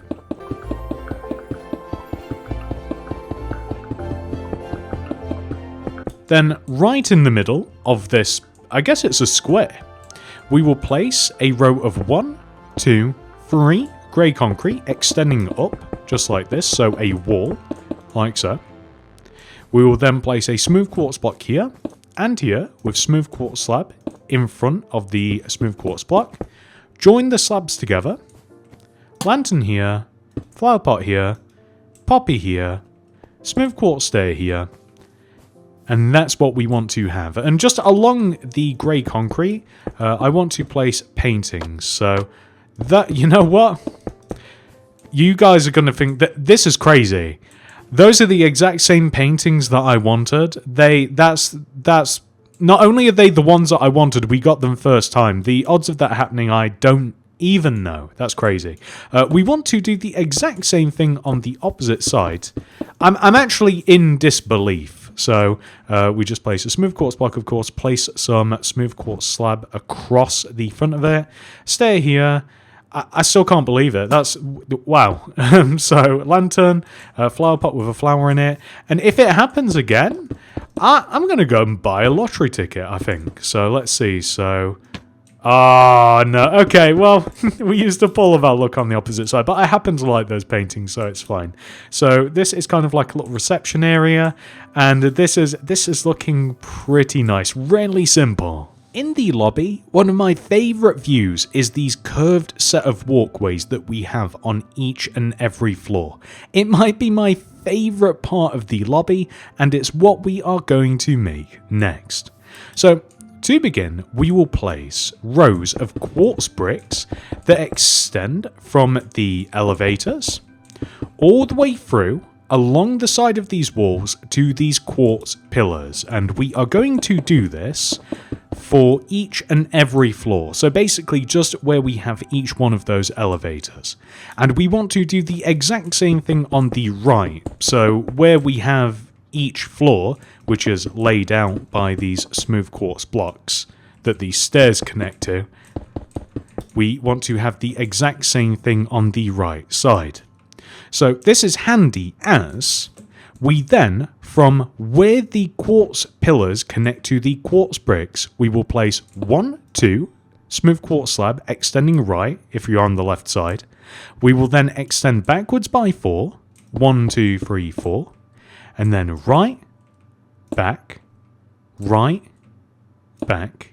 and then right by 4, 1, 2, 3, 4, and then forwards, right, forwards, right, and then just extend forwards and connect to the pillar. So the result is this.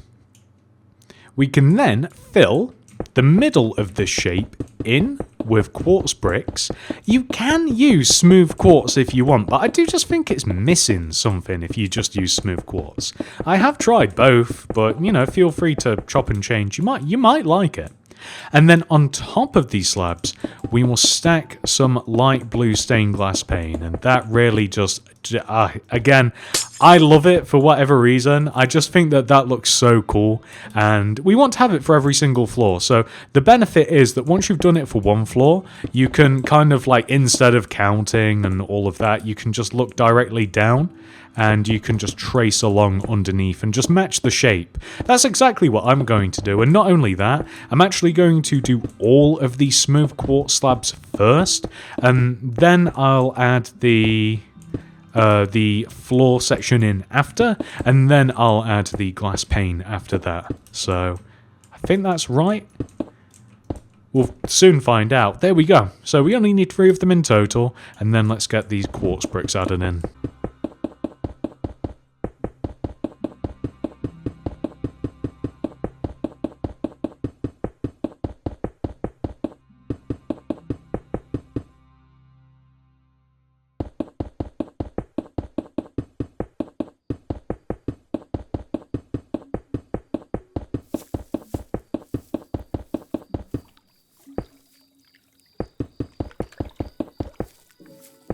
Right, so now it's time for the glass pane.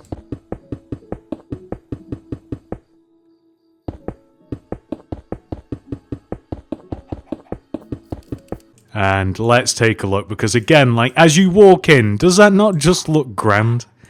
I really like that. I might even add a light fixture to the ceiling as well, but that is something that we may do later. Something we do have to do though, on each and every floor we are going to have this little setup, so just a plant, a chair, a table, and then a flower pot or a lantern or whatever, and it doesn't even have to be in the same order every time, So just add some variation of this. You could even go probably not upside down though, but some variation of that. You could even go for this if you wanted to. Just something on each and every floor. I probably would prefer. Why do I keep doing that? I would probably prefer a little bit of symmetry myself, even though I'm not sticking to that. But, do feel free to add just whatever you like. As long as it's something similar, just a nice little bit of clutter, I'll say, on every single floor. Now, the next thing we are going to do is remove all of the floor inside the lobby. As I can't believe we've actually hit this point. Once we have removed this floor and replaced it, we will have actually completed the entire lobby section, which has went quite quickly, actually. Something that I should have thought of is that as we remove underneath these scaffoldings, we are, of course, going to take them out, which is unfortunate. The scaffoldings are a bit of a casualty, but luckily we can build them back up. Bigger, faster, stronger. The exact same, actually, because there's no way to make them stronger. I wish that they could be made stronger. It's a little annoying that a small gust of wind or looking at them the wrong way knocks them down.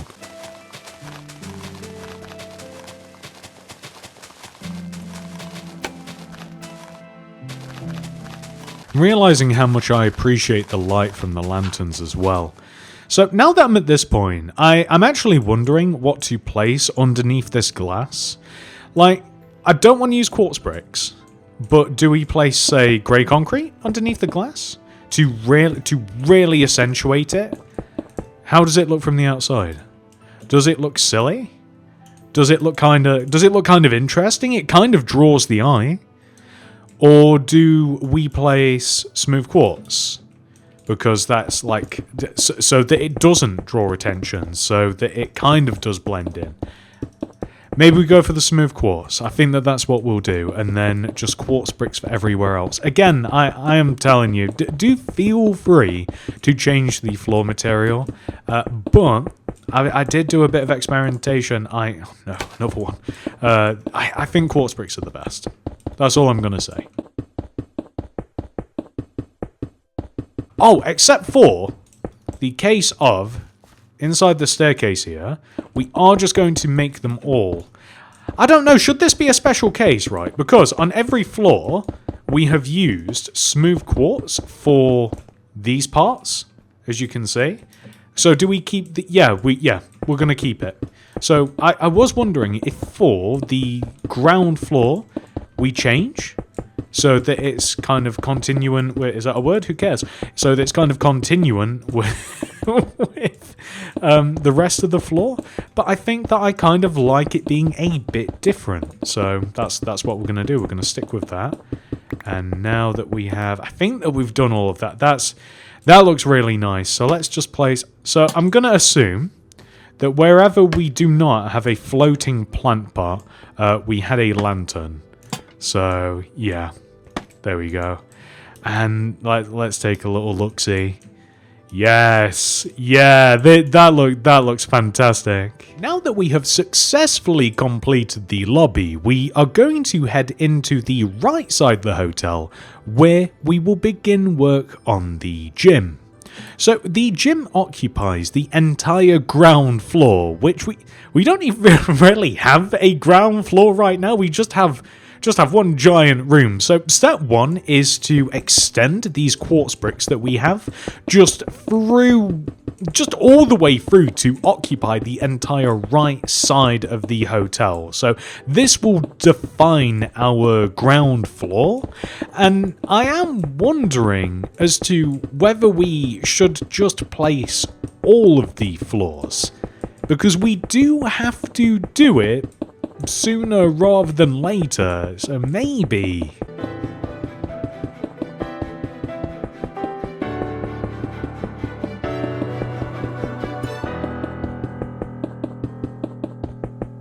Oh, also, we do have to extend into the sideways stairs, as I'll call them, so into the sideways staircases too. They're not sideways staircases though, are they? They're just on the side of the build. Oh, who cares? They're the sideways stairs.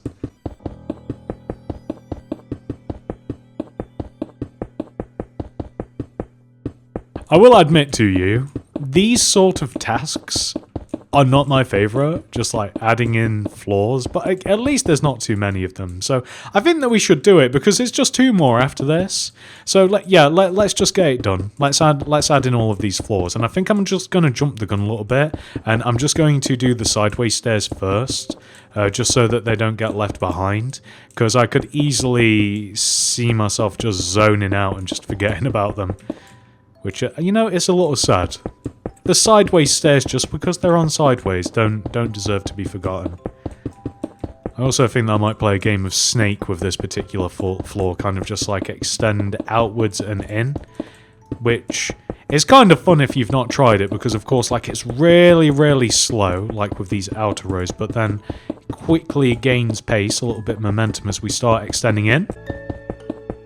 Oh, how exciting. It's going faster each time. Whoa, row 4.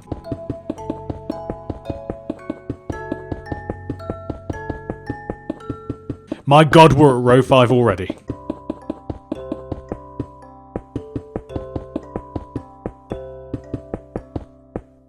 Row 6.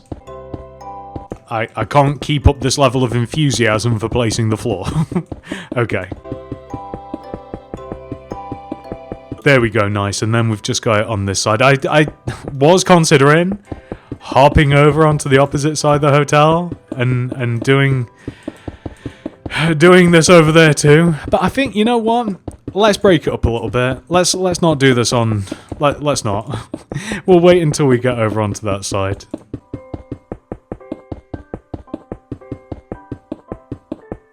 I'm also just placing them normally now. I can't say for certain, but I think that was a lot slower placing them the way that I was. Although, I don't know, because I'm only about halfway now. Do we make the staircases too, whilst we're at it? Or do we save those? I think we do the gem. Yeah, that's what we'll do. After we've done this floor, we'll take care of the gym. We'll take care of the opposite side of the hotel, which is the restaurant and bar. Why am I stuck? There we go. Nice. So those are all the floors. Let's just hop back down. There we go. That's better. And yeah, okay. So we do also just have to extend these glass panes up as well, and we need to do the same on the opposite side here. So that's just step 1, because that was bothering me. Next, once again, we're back down on the ground level. We're looking towards the back of the build, and right of this smooth quartz block here, so not this one, we will place 1, 2, 3 smooth quartz extending right. Destroy this block, and then replace it with, I guess we'll go for a quartz brick. And then stick an oak door on top. Then place 6 more, 1, 2, 3, 4, 5, 6 smooth quartz. Then dig 3 blocks, 1, 2, 3 to the right, replace those with smooth quartz, and then 2 smooth quartz on the right. And we are going to extend up all of these smooth quartz blocks just like so. And I do think that we can safely, I hope that I'm right about this, we can add a dividing wall here. I think that we can do that. Might eat my words after. And then we are going to place so we can replace these grass block with smooth quartz as well. Place a spruce door here. And we also want to place a couple of spruce trapdoors flipped up to the right as well. We'll take care of this area later, but now we want to head into this room. So this is a changing room / shower / toilet, all packed into one. So we are going to place a cyan terracotta here and extend forward. So 1, 2. Leave a gap of 1 and place 1, 2, 3 cyan terracotta. Gap of 2, 1, 2, 3 cyan terracotta. It's up to you how you want to deal with these back windows, but it wouldn't make sense to have windows back here. So you can either just... The most inconspicuous way of doing this is just sealing them up with smooth quartz, and now it's dark. I'm going to just add an end rod here so we can actually see. That's not too bad. The visibility's okay. And then on top of the cyan terracotta, we will stack rows of smooth quartz, just like this. Inside the shower cubicle here, we will remove these rows. I'm thinking if we can actually shift these back a row, like this. So we only have to come out by 2 rows actually, and we can have the end rod here, and at the back here we are going to have 2 back-to-back looms like this for drainage, or maybe we'll actually have them like this, and then we'll stick some dark prismarine in front, and then we are going to make the entire rest of the floor quartz bricks so we can rip up all of this grass here.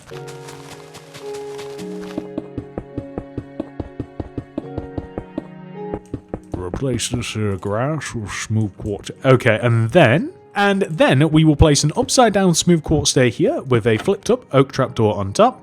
spruce door here, stick an iron trap door here, stone button here. Then opposite the shower cubicle here, we will place in this position, so we'll leave a gap of 2. We'll place 2 spruce slabs, and then across this back wall, cyan terracotta, and then we will place alternating light grey and grey shulker boxes just stacked up into like this, just for a set of lockers. And I'm wondering if we should just have like 2 little sets of benches like this. And this is the entire changing room. Nice and simple. If not a little bit dark, so I'm actually going to solve that problem right now. Let there be light. So inside this other room, of course, is a sauna, as I may have mentioned probably. We will first of all place upside down smooth quartz stairs just across the top of this doorway. Then I'm realizing that we should probably remove the floor first. So let's get rid of all of this grass. Even underneath these windows as well. Let's even get rid of the windows so that we can remove the peeping toms.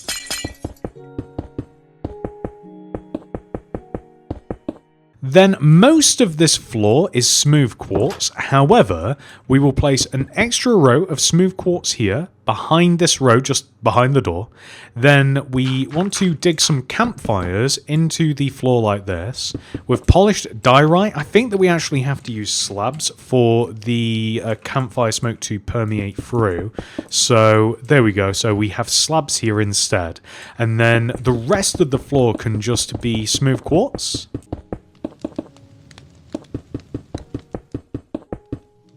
And then along this back wall, we are going to place 2 rows of smooth quartz, kind of just extending inwards on both sides.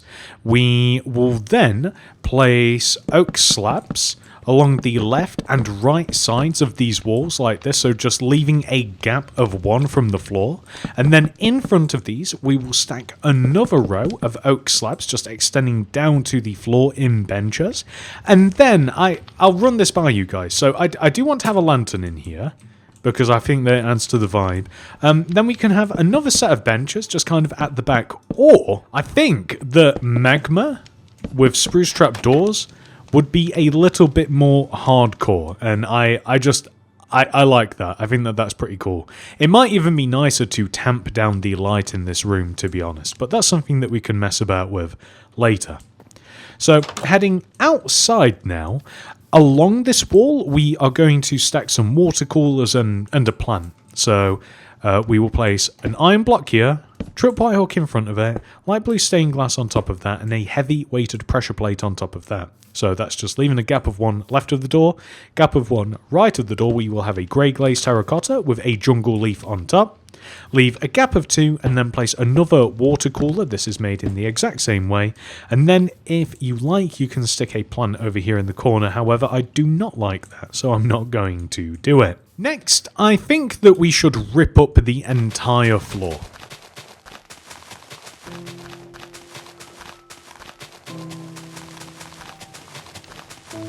I think that this probably includes out here as well. And we've got to get underneath all of... we've got to get underneath all of the glass. That irks me so much. I don't even know what to place underneath these outer glasses. I guess we go for the smooth quartz, right? I suppose that... Yeah, I guess we just go for smooth quartz. I think that's what we did for the hotel lobby, so we should probably continue that everywhere else. And then the rest of the flooring material is, of course, quartz bricks. However, not inside the gym. And once again, I'm saying this for you as I am me. Don't forget to replace underneath the windows, because that's such an easy thing to miss. And I'm not certain that it even looks bad, to be honest. Like, I kind of like seeing the grass. But also, there's no way I'm leaving it. Where is the smooth? Give me that. There was smooth quartz next to the window. I didn't even have to go over there. Right. So, we aren't going to replace all of this with smooth quartz. First of all, or even quartz bricks. First of all, we are going to add a row of grey concrete powder against this wall here. Then we are all the way over in this corner In front of the windows, we will place grey concrete powder, leading all the way along this wall, and just before we hit the glass, we are going to stop. So we'll have 3 rows of grey concrete powder just extending backwards from these 2 windows on the right, specifically, just like this. And then we'll stick some quartz bricks, just all the way around it, really, like this. And we can also create a walkway all the way over to the opposite side. So all the way to the stairs, basically, as well. So that's looking really good. And then we are going to make some treadmills. So the treadmills are made. We'll start with the ones at the front here. In the middle of these windows, we will place a smooth quartz block, and on top of it, a smooth quartz stair in that position. And we'll do this for each one of these little grey sections, just, come on, in front of the windows.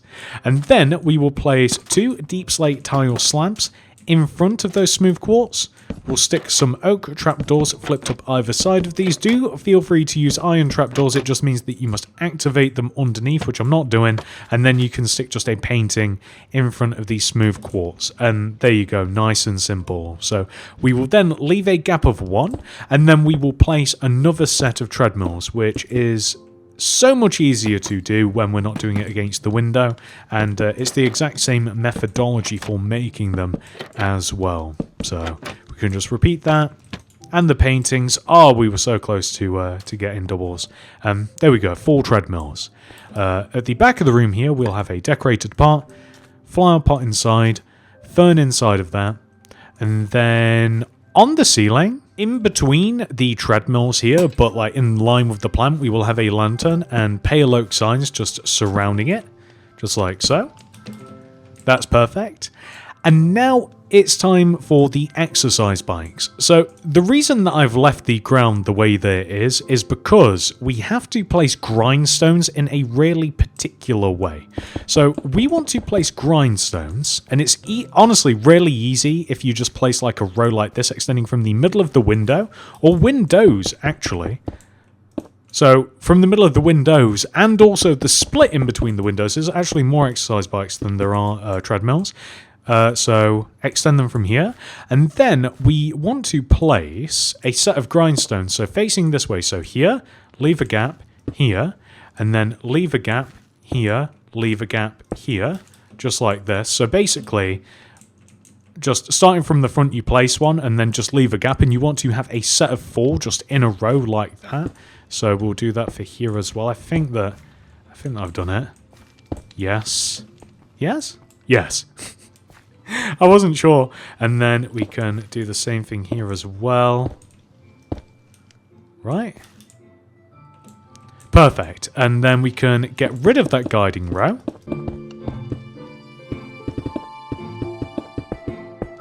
Nice. And then on the left side here, we can just add a row of quartz brick. And then in between, or rather underneath all of these, we can just add some grey concrete powder. So can fill all of this in. Nice. So on top of the front set of grindstones, we will have dark oak fence gates. So I'm going to do that for the fronts. The bikes are of course facing out of the window. So on the back, we will have polished black stone slabs. So that's on the back of the bikes. Okay. And then in between the bikes, we will have dark oak fence gates orientated like this.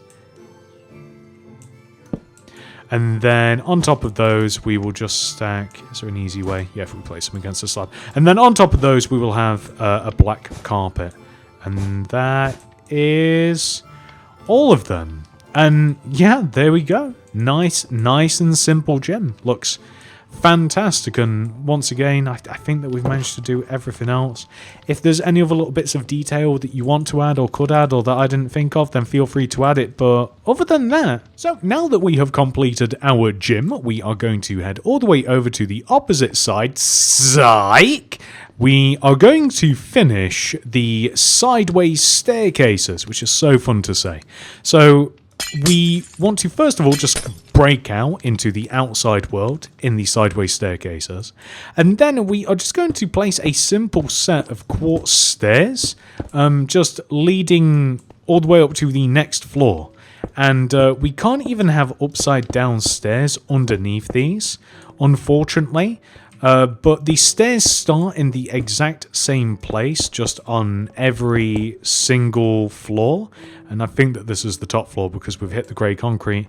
And that's all there is to it. Oh, and also, wait. So on every single floor, I do want to place the light blue glass pane as well, because that is really, really easy to forget. So I just want to do it whilst I think about it. And I think I'm just going to do the same on the opposite end as well. So we've got all of our stairs now that connect all the way up. The bottom set of stairs here is the outlier in that we can have the upside down set underneath them, which is nice, I guess, but whatever. And then we are just going to head into the lobby, and let's add all of these glass panes, because that would be a really easy thing to forget about. So let's add all of this, and there we go. Nice. And that is the entire gym and staircase situation resolved, which means let's head all the way over into the opposite side of the build, where once again we are just going to add our glass panes here. Perfect. And I am just realizing now, we've got to add in the floors. Guys, I don't want to do the floors. Alright, well, on this side of the build, there is a restaurant and a bar and a buffet and a kitchen and just all sorts of fun and interesting things. And instead of building that, we are going to extend the quartz bricks from each and every one of these walkways through these horizontal planes of the build, and we are going to make the floors the exact same way as we did on the opposite side. Although, with a little bit of a minor difference this time, I reckon we are also just going to take care of all of these sideways stairs as well, because the reason that I had to psych you so hard earlier was because I almost forgot about them. So let's just do this first floor, and as a matter of fact, let's do all of the inside of these sideways stairs.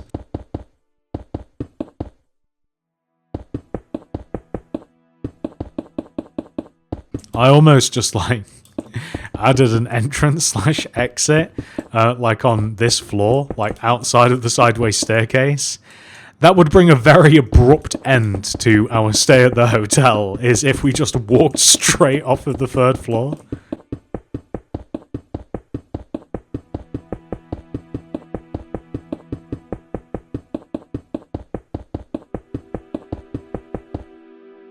And that's just one entire floor, and now we can have the same amount of fun with the other two.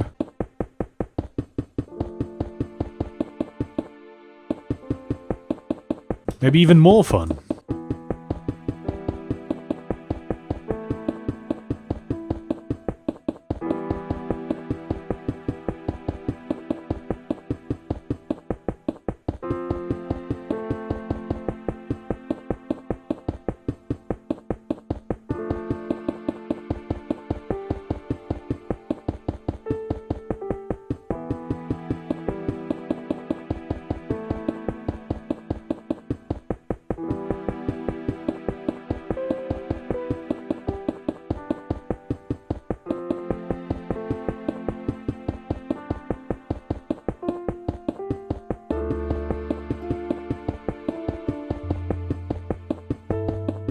Okay, we're almost there. Last one.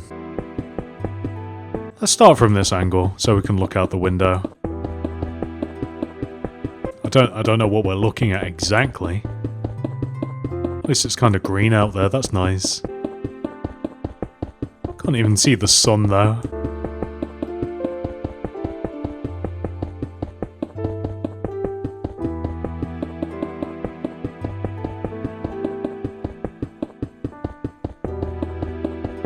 Halfway point, nice.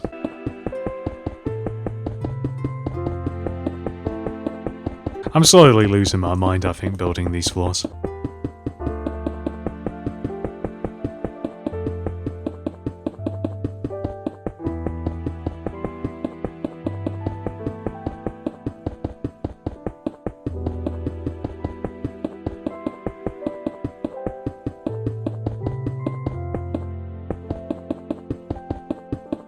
Okay, so whilst we're up here, we are going to add the light blue stained glass pane left and right of these doors, just because we're up here already.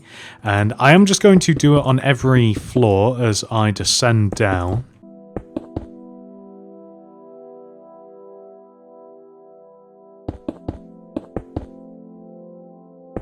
As we will just have to do it anyway.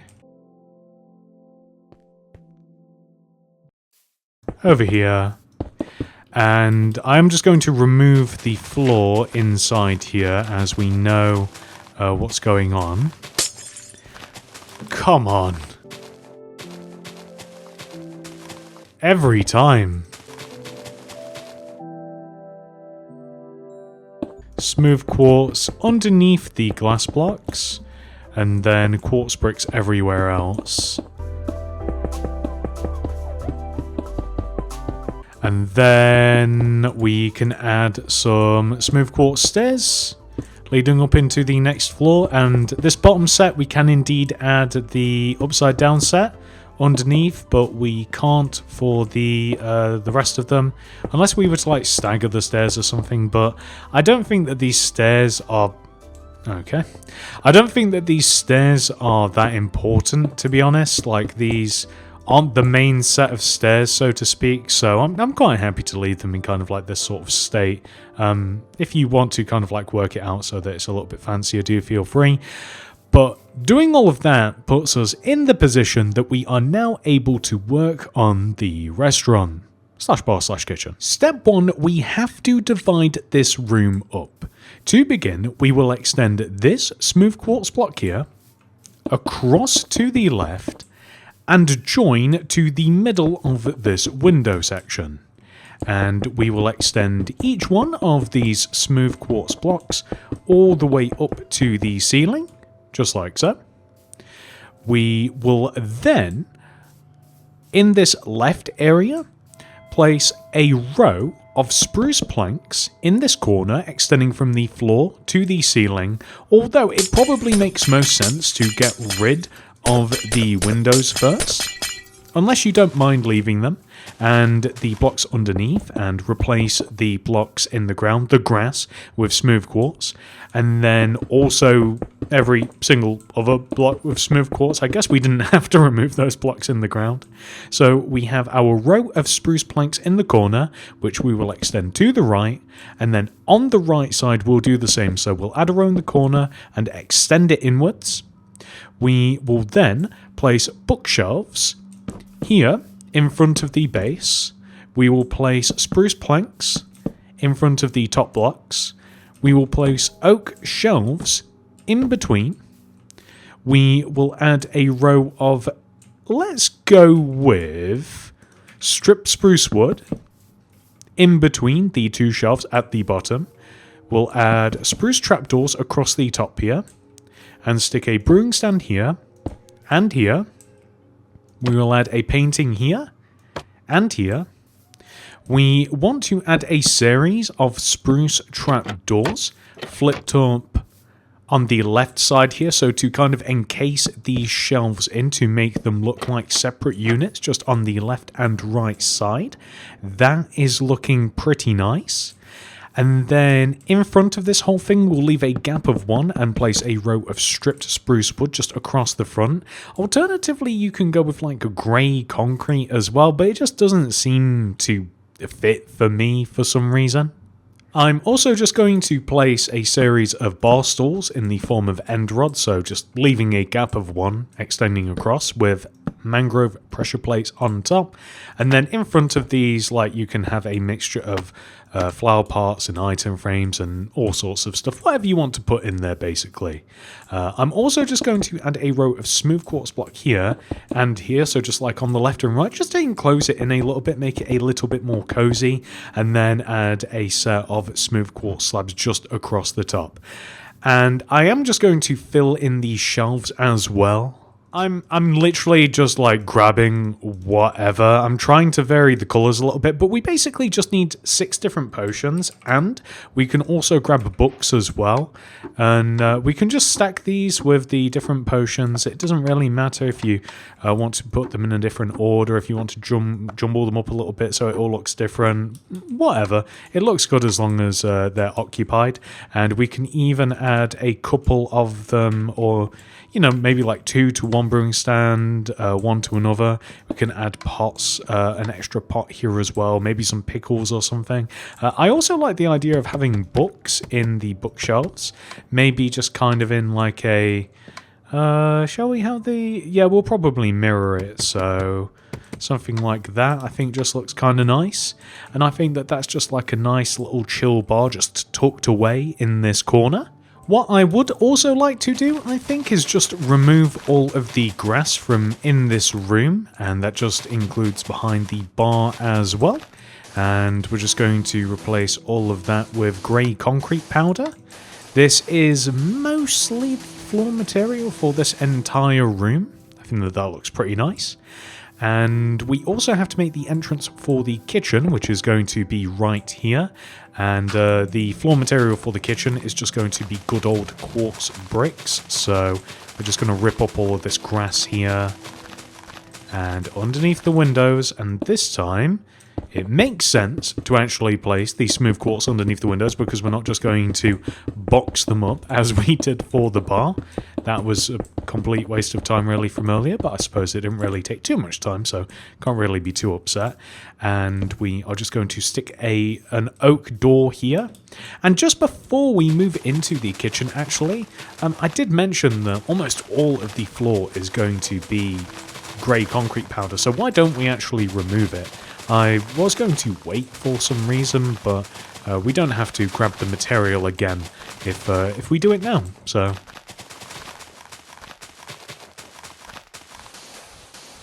And I haven't replaced underneath the windows, so before I box myself in, I'm just going to get rid of this, and then I don't think we need the bricks again, so I'm just going to get rid of those for the smooth quartz. So I did consider keeping a corridor, you might call it, of like, corridor's the wrong word actually, like a pathway basically leading from here to there, and just having it be quartz brick so that it's like a clear line. But it actually looks nicer, or just the exact same material, which in this case is of course grey concrete powder. It's meant to look like a grey carpet, and it for some reason makes better, like concrete powder makes better carpet than grey wool, which is go figure, or even grey carpet itself, which is funny. So now let's head back into the kitchen, and in here, in this corner first of all, we are going to stack 2 rows of 3 black concrete together, stick an iron bar here, light grey concrete here, block of iron here, iron trapdoor here, then 2 more light grey concrete. We will then stack 2 spruce trapdoors here. We will then stick some candles on these shelves. These can be whatever you would like them to be, really. Then over here on this wall, we will stack 2 rows of... I actually want blast furnaces. What if we do 2 different... What if we do like furnaces at the base and then blast furnaces on the top, or maybe even furnaces, blast furnaces, and then stone stairs? That doesn't look bad, actually. And then next to this, we will... Let's invert the stairs. Okay. That looks okay. And then we can have 2 stone stairs extending this way. We will want to have a couple of pale oak shelves here stacked on top of each other. And then extending across in this direction, we'll have a couple of light grey concretes, furnace with a stone stairs on top with a polished blackstone pressure plate here. Maybe we'll even double up on that as well. Let's have 2 lots of this. I think that that'll be good. And then extending to this wall, we will have 2 light grey concretes. And then leaving a gap of 1 in front of these furnaces. Furnace I believe, is the correct term for that. We will have a 2x2 square of a light grey concrete. We are then just going to stack these shelves here with different implements. I'm just doing something like that. Feel free to chuck your own different ones in. Brewing stand here. Cake here. item frame here, flower pot here, and then just more brewing stuff. Just clutter, basically. Just clutter in the kitchen. I think that looks pretty good. Feel free to stick stuff in the item frames. I'm not going to do that now. I'll probably do it later, but all sorts of like kitchen implements would make sense, like different candles and different dyes and foods. I'll do it later, he says. Basically, I've just grabbed a bunch of random stuff out of the food tab, and there we go. Just literally anything just looks good, even if it does repeat a little bit. And that's the kitchen. So we can head outside now, and what do we do first? Well, let's begin by placing a row of light grey concrete extending from the floor to the ceiling in this corner. We will then extend the top and bottom blocks to the left, place a lever here, item frame here, cocoa beans inside, detector rail here. We then need a banner, but we actually want to place 3 looms right here on this wall, so just leaving a gap of 2 from this empty space and the door. Then crack open one of the looms, put a light blue banner in there with white dye and apply a bend pattern, followed by a gradient pattern. Put black dye in there and apply a bourgeois pattern. And then we can stick this right here, and that is kind of a coffee machine. We will then place smooth quartz block extending left of this, so we will place 1, 2, 3, 4 like this at the bottom and the top. We will stick an item frame here, then some white candles here, a flower pot here, brewing stand here, just like so. Next, we will make a small buffet station by leaving a gap of 1 from this set of windows and placing a row of smooth quartz block opposite. We will then extend this way by 3 rows, 1, 2, 3, like so. Stick iron trapdoors on the end here. Then place item frames along the trapdoors, like so. And then place the item frames along the smooth quartz in this pattern. Stick cake in the center, like so. Place frog lights above the cakes. Then place smooth quartz slab surrounding the frog lights, just like this. I'm not sure that I mentioned it. Those are ochre frog lights, by the way. Then we will fill these in later, but for now, we want to, opposite these windows, we will once again just like leave a gap of 1, and then we will place stairs just like left and right with scaffolding opposite side of the stairs, and then smooth quartz stairs just opposite the scaffolding again. Leave a gap of 1 and then place a row of 3 smooth quartz stair with an end rod here in the middle, and then a smooth quartz stair on the opposite side, just like so. And then I'm thinking that maybe we could just have another set of tables as well. Would it be too much to stick, say, like a set of tables here? So like here and then here. So just like two tables like this. Would that be too much? I don't think they would. Before we move on too much, I'm going to place a string here and here with red carpet along the top of the string and the end rod, so that we've got a nice little small table. Then I think maybe like a row of grey glazed terracotta with jungle leaves here, just to kind of like create a little bit of separation, I think would look nice. And then I think maybe just like another set as well, just to like, is that it? That might actually be a little bit too much. Maybe we won't do that. But I think that we will stick like a painting here just on the wall. I think that looks pretty good. Yeah, I think that's decently balanced. I don't think that is too bad at all. And whilst we are over here, this is a piano, by the way. So we're going to clad the left and right side with trapdoors. And we're going to stick an end rod here, mangrove pressure plate here, white banner here. And I'm in 2 minds as to whether to stick like trapdoors here in front. And what we also need to do actually is whoops, my bad. So what we need to do is we do have to put trapdoors here and here, and in the wall we are just going to place a strip spruce wood or something like that, and then stick a banner. It's really, really janky looking piano now that I look at it. What if we stick like a scaffolding here as well, just to kind of like take the attention away a little bit? Maybe have like a little, maybe have like a flower. Nobody look at the piano, please. And then I am wondering. Let's test it. Let's see how it looks. So I'm doing it with the mod just to. Is that too much? Does it kind of? I don't know whether this breaks up the room nicely. I think they might, actually. We could even stick the piano... No, we can't stick the piano there. It might make sense to put the piano here, but there's actually not enough room unless we do stick it, like, right at the edge. I kind of like it in, like, here, but it's in the way a little bit.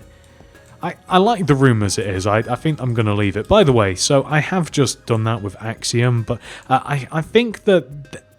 I wasn't sure to begin with, but I do think that this actually looks quite nice to have like the runner of quartz bricks. If you like how that looks, then I'd recommend changing yourself as well. So for this little buffet table, I'm going to stack some candles at the end here for like sauces or condiments or whatever. These are plates that are on the trapdoors, and then let's just stick whatever in these item frames. So we've almost got like a nice little clean set. So I've just went for kind of like a fruit/vegetable vibe, but you can stick anything there that you like, and I think that that's nice, and that might actually be the entire ground floor done. Now that we have fully completed the entire ground level of the hotel, we can move all the way up to the first floor and begin work here. And why don't we just start on the left side? Because why not? Although I should say, this is actually the right side of the hotel. That's confusing, but it doesn't really matter, as every single floor, whether you are on the left side of the hotel or the right side of the hotel, is made in the same way from now on. So step 1, we have to divide this room into rooms. Let's begin with the hallway. So left and right of this door frame, we will leave a gap of 1 and then place long rows of smooth quartz block joining these two doors together. So just like this. So we now have a corridor/hallway, and we have room 1 and room 2.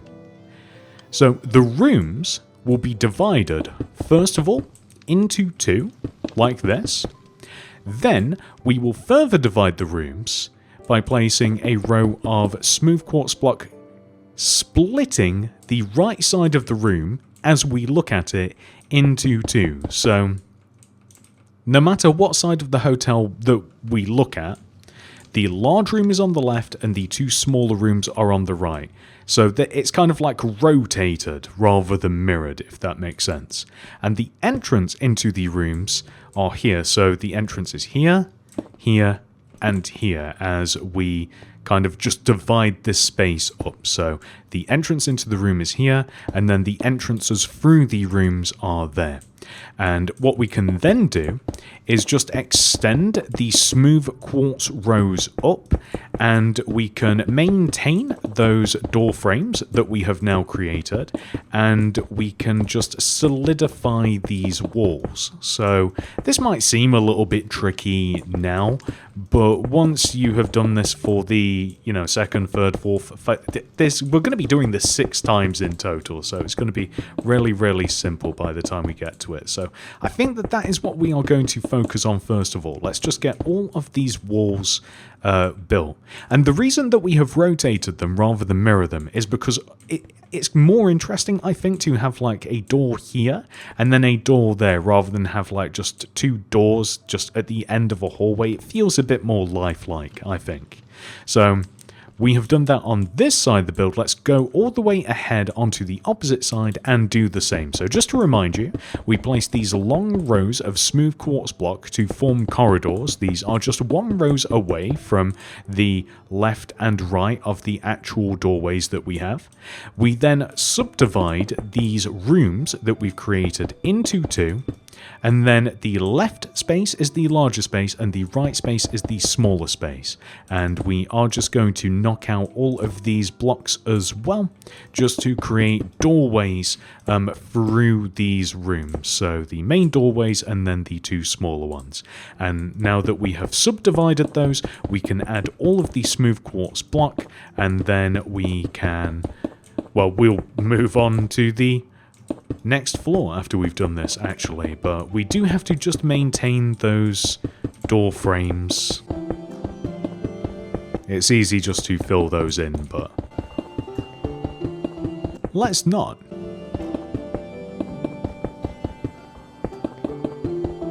Perfect, so that's one entire floor done. Let's just hop up to the next floor, and we'll start on this side because we're here, and we will do the exact same thing. So I'll just run it through one more time. We have these two long rows of smooth quartz block that just leave a gap of one left and right of the doorways.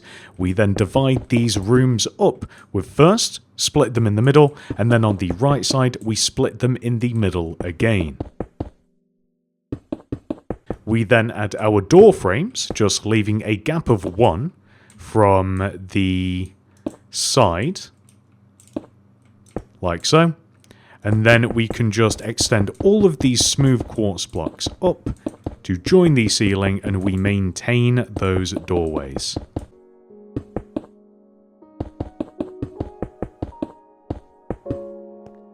Kind of locked myself in there.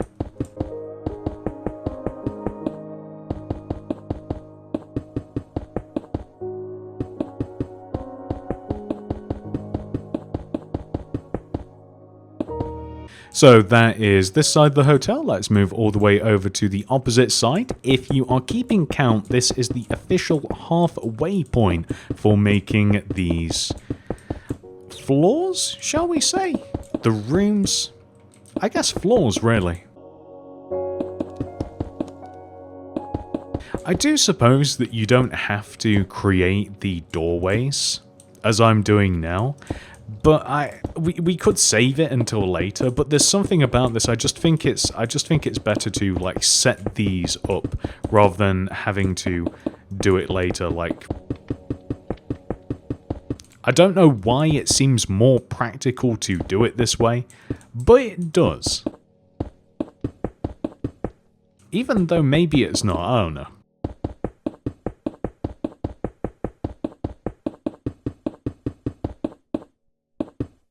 So that is the second floor, which means now we just have this final floor. Oh, the final floor is actually a little bit unique. Okay, so on this final floor, we want to add a layer of smooth quartz block to the ceiling as well. So we just want to fill the entire ceiling sections in with smooth quartz. That is because on this third and final floor, we actually have an extra row above our heads. So we have just a little bit more empty space to contend with, and it's weird that it's grey because that's obviously the roof material. It just kind of like makes the entire all of the rooms and the hallways and what have you, it makes them feel like a little bit smaller, just a little bit darker, and we can counteract this just by placing the rows of smooth quartz block.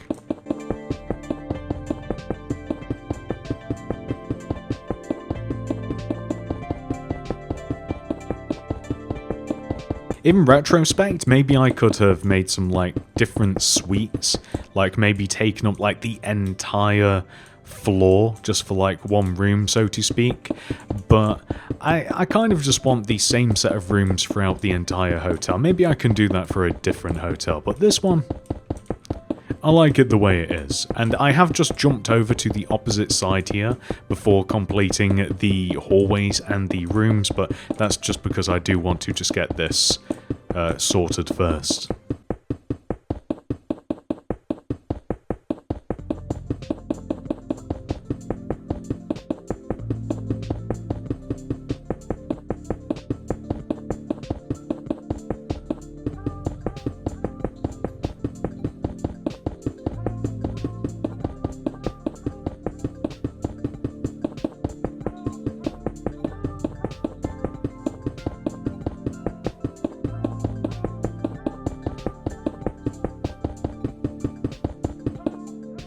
I wondered what was happening, like I couldn't move anymore, but I've just hit this wall. Okay, so now that we have done that, we have leveled off the ceilings. That is way better now. Nice. So we're back over here, and we just have to add in these extra rows of hallway, and then just divide these rooms up.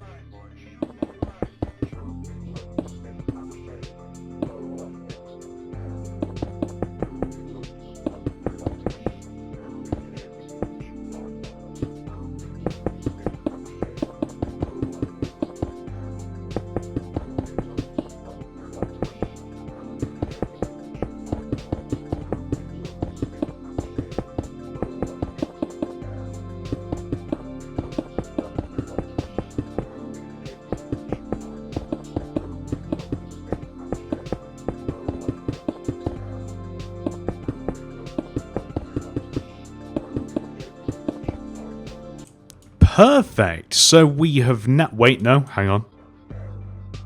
Oh. I thought that was the last one. Okay, my bad. So this is the final floor, or the final half floor that we've got to make, and we just have to subdivide this into the, the rooms and the hallways. I thought that was the last one. I got excited then.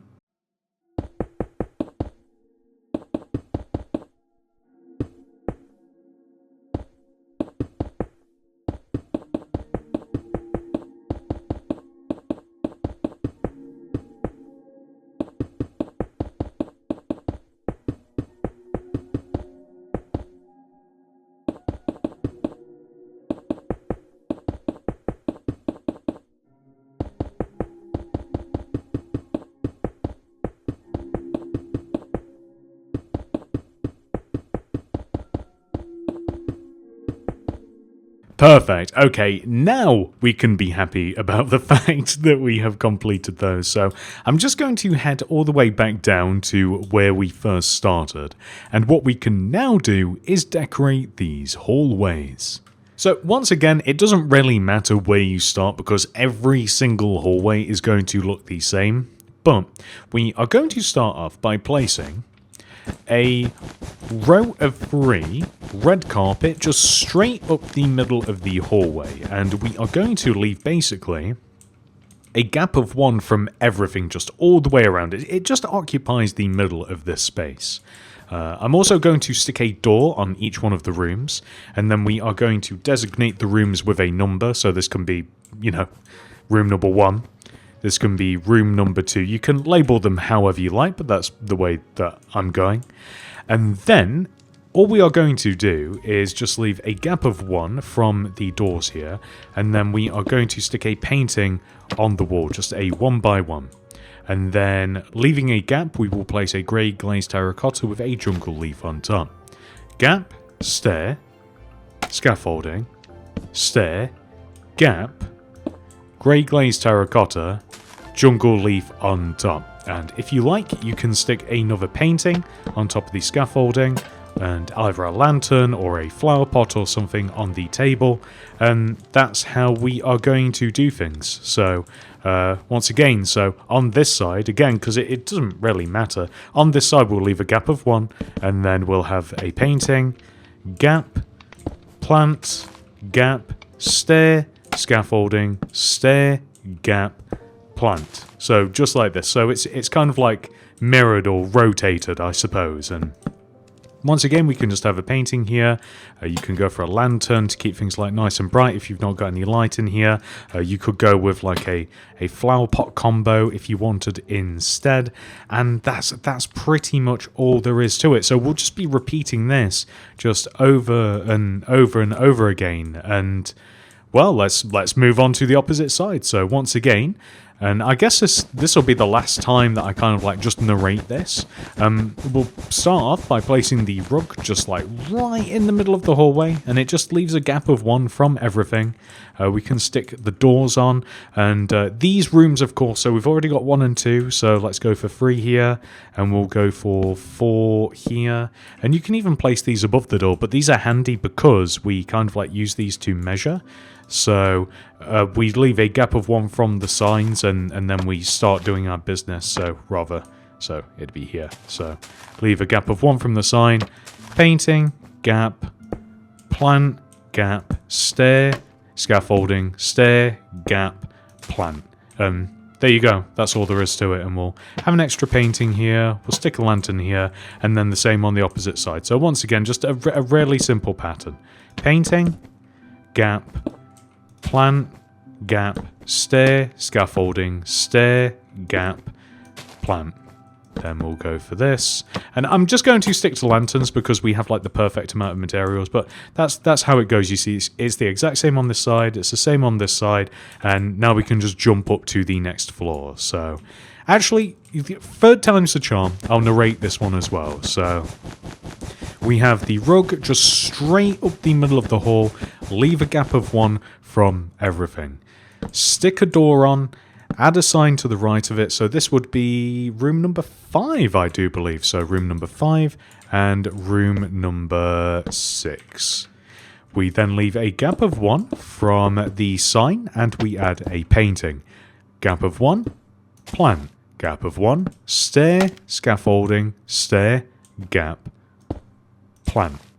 Then we are going with a painting and a lantern. And then same thing again. So gap, painting, gap, plant, gap, stair, scaffolding, stair, gap, plant, painting above here, lantern on the table. And there we go, we are actually halfway now. So that's the last time that we'll run through that, but I think that you guys will be okay.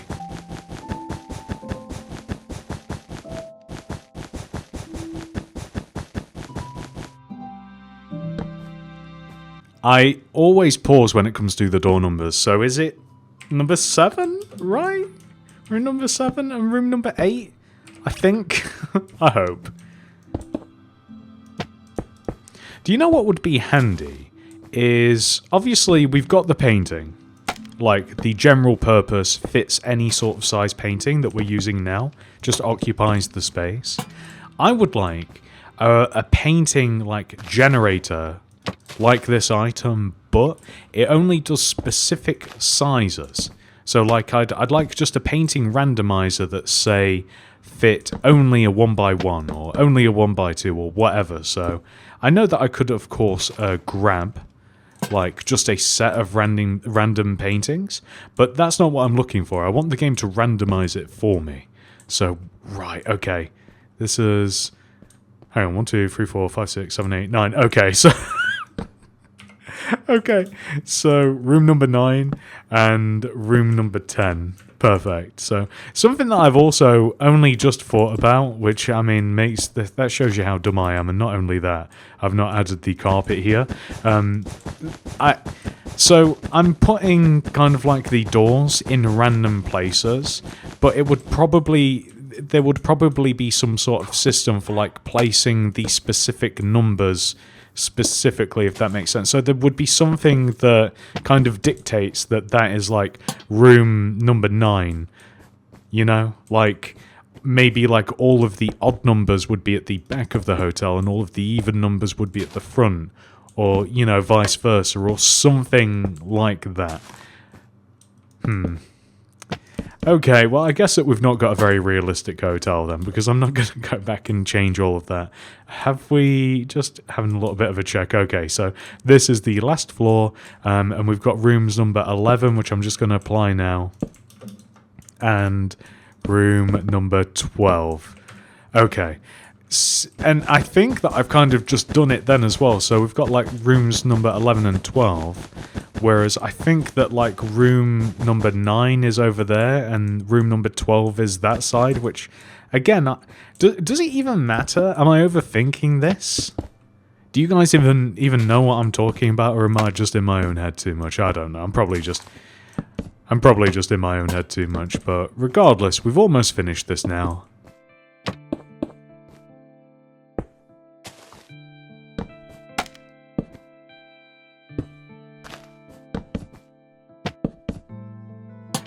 Okay, nice. So we have made all of the hallways for every single one of the sides of the hotel now. So next we are actually going to head into the rooms, and I guess we might as well start with room number 1, and we can actually make these. So now I will show you how to make one entire room in its entirety, which is a weird sounding sentence. So if you have to refer all the way back to this at some point in the future, this is where we start. Okay, so as we walk in a room, no matter which one it is, we head all the way over to the corner in our left, and we stack 2 rows of 3 black concrete on top of each other. We apply an iron bar here, cyan terracotta here, furnace here, 2 cyan terracotta here. We stick a polished blackstone stairs above the furnace on the ceiling and place cyan terracotta to the left and right of it. We stick a rail here, brewing stand here, and a flower pot here. So this is the little kitchenette, as we'll call it. Now on the wall to the right as we walk in is where we will have a TV. So the TV is placed right here. It is a 1x2 painting. I'm not really fussy as to which one it is. In the corner here, we will stack 2 end rods on top of each other and place a grey glazed terracotta. Polished blackstone slabs underneath the painting. Leave a gap of 1 and then place 2 polished blackstone stairs. We will then place grey carpet, basically just all the way around the stairs/slabs to occupy the space. In the middle of this wall, we will remove these blocks and place either bookshelves or chiselled bookshelves. On the window wall, we will... That's fun. That sounds fun. Okay, anyway, so on the window wall, we will place a smooth quartz stair either side of the smooth quartz beam here, scaffolding in the middle, and then we will just have a small painting just at the top, like this. Or maybe we'll even just have it directly above the scaffolding. I think that will look better. And this is the entire kitchen/living room/dining room, which leads us into the bedroom. So as we walk into the bedroom, in the back right hand corner of the room is where we will stick an armor stand and a chest next to it. We will then stack chiselled bookshelves above these, and then place flipped up spruce trapdoors to the right. With spruce doors in front, they have to be placed backwards. We will then place either a single or double bed. Single just fits better, unfortunately. Now, on the window wall, which is... I don't know why that's so fun to say. We'll place a scaffolding, end rod, and a grey glazed terracotta here, and then a chest here. So, actually, let's just change the position of that, only because as we walk in, I don't usually like to have something like, as I like walk into a room like to the left and right of me, it feels a bit claustrophobic, but I think that is pretty nice. The only thing that you may want to do is possibly add a 1x1 above the bed, and this is the bedroom. That's all there is to it. Which leads us into the bathroom. So in the bathroom, as we walk in, directly to the right of us on this wall will be a toilet, which is an upside down, smooth quartz stair with a spruce trapdoor flipped up or placed down. It's up to you. Next to the toilet will be 2 rows of glass pane that extend from the floor to the ceiling. An end rod here, iron trapdoor here, and then on the wall will be a stone button. We will then leave a gap of 1 from the button, and we will place 2 cyan terracotta, so we're kind of hit with them as soon as we walk in. We'll then have an item frame on one of these, and candles or a candle on the other. We will then place a flower pot to the left, and above this we will use our mirror banner. So the mirror banner, you may recognise it as we actually used it before, all the way over here at the coffee machine. So just feel free to steal it and then just head all the way back up to the room if you don't have it in your inventory, which you probably don't. Couple of final touches. You may want to add a little bit of carpet in front of the sink area here, and if you're able to, I don't think that you can do this on bedrock, you can add an item frame next to the toilet here, stone button on the wall, white banner in the item frame and flip it down. And this is the bathroom complete. The only thing that you may choose to do, and this really is up to you, I guess I'll do it but leave them open because I like the open space, is to place doors on the door frames. But I think that I'm just going to leave them open anyway because I like to be able to see in between all of the rooms. And that, ladies and gentlemen, is not only how you make one room, but every room. Our next task, of course, is to apply everything that we did in room 1 into every single one of the other rooms. So I'm heading into room 2, but I am going to do things a little bit differently from here on out. So in every single room, I am just going to make the kitchenette, and then I'm going to move on to the next room. The reason that I'm doing this is so that I don't have to just keep cycling through materials. I'm also going to place the TV on the wall as well before I leave. And I'm doing this just to save my own little bit of sanity. And I'm going to just move up to the literal next room, like however I can get to it, the next quickest room to get to. So you can see that I just took the sideways stair there, and we've almost already made the kitchenette for this next room. And once we've done this, we'll just be popping all the way down the hall here, and we'll be doing the exact same thing. So the reason that I'm doing it this way, once again, it's just to maintain a little bit of sanity, because swapping between materials, I don't know why, it kind of like aggravates me. It gets a little bit annoying, but I also think it's a little bit inefficient. I think that we can get a lot more done a lot faster with what we just have on us. So I'm actually just going to do one entire side of the hotel first as well, and then I'm just gonna jump all the way onto the next side and just like head up and down the stairs. This is how I would do things if I was like building this personally, like for myself, which I guess I kind of am, so.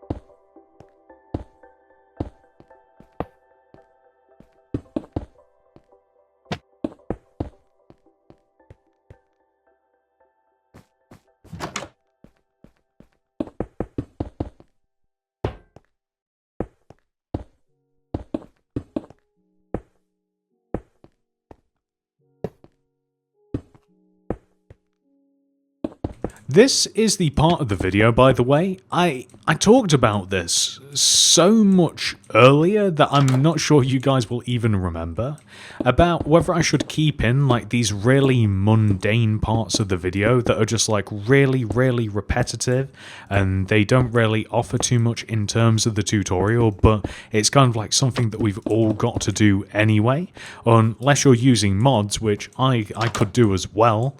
That'd certainly make things a lot faster and a lot easier, but the majority of you guys don't really play with mods, as I have discovered, so there will ultimately be somebody that's left out and will have to do exactly what I'm doing and what you might very well yourself be doing right now. So should these parts of the video be kept in, or should they be time-lapsed, or just cut out straight up? Like, I'd love to know. Let me know down there in the comments, guys. I would love to know. Because it is adding time on the video for no tutorial purpose, I should say. I was going to say for like no reason, but I mean, I guess another cool thing is like, at least we're all doing this together, you know? I think that this might be the last room, so I'll be interested to see as well whether or not I've missed any rooms, but I've kind of like went all the way up there and down here, so we are going to head all the way back into room number 2, and we are going to get our second set of materials. The next bit of mess building we will do will complete each and every living room slash kitchen slash dining room. So we'll place the slabs underneath the TV, leave a gap of 1, we will place the sofa, we will then place grey carpet just surrounding all of this, and then we will place the 2 end rods in the corner with the grey glazed terracotta on top. We will install the bookshelves in this wall. We'll stick the scaffolding here with the painting above the scaffolding, and then the smooth quartz stair either side. And that is this room complete, which is actually quite satisfying, as we will complete a new room every single time we get to one. So yeah, let's just crack on. Oh, you know, something that I thought about doing as well, but I didn't clearly, was to color code each and every... Well, you could color code each and every room. Like, you could make every room a different color, so instead of using grey, like, you know, whatever, rotate through a set of colors. Or maybe, like, you could go for, like, a rainbow theme, or, like, you could color code an entire floor if you wanted to. That might be cool. So if you don't just want to go with, like, boring old grey. But the reason that I went for grey and black and white is just because it's such a neutral color palette. And there's loads and loads of options, and it just goes so well with the smooth quartz, which is what most of the hotel is made out of. So that's why I kind of, like, settled on it. So I think that... So I did that room, right? Let's hop up to this next room. I'm also going to be interested to see if I miss any rooms. I can definitely see that happening, but we're in and out of each and every room so often, I think that we'll notice if something's missing, fingers crossed.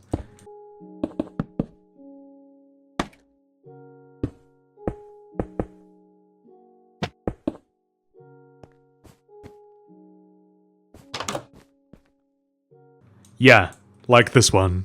Okay, well, what I'm going to do is I'm just going to complete... I can't believe that we've already done one already. We've already found a room that got neglected. I'm going to complete this half of the living room, and I'm going to complete every single other living room, and then I'll just have to bounce back and make the kitchen. But ideally, we do not miss rooms like I have done. There should be some sort of system, shouldn't there, really, to prevent that from happening, but I'll probably just check after this, because this kind of, like, having to double back on the rooms with a previous set of used materials really does dampen this whole efficiency thing that we're kind of going for.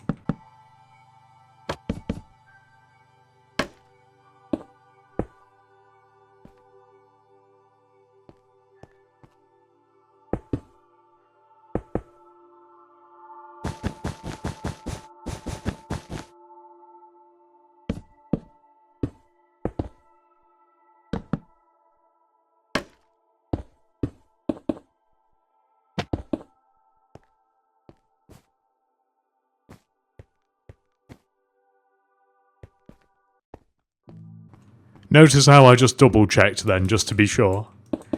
I thought that I'd completed that room, but I wasn't willing to risk it.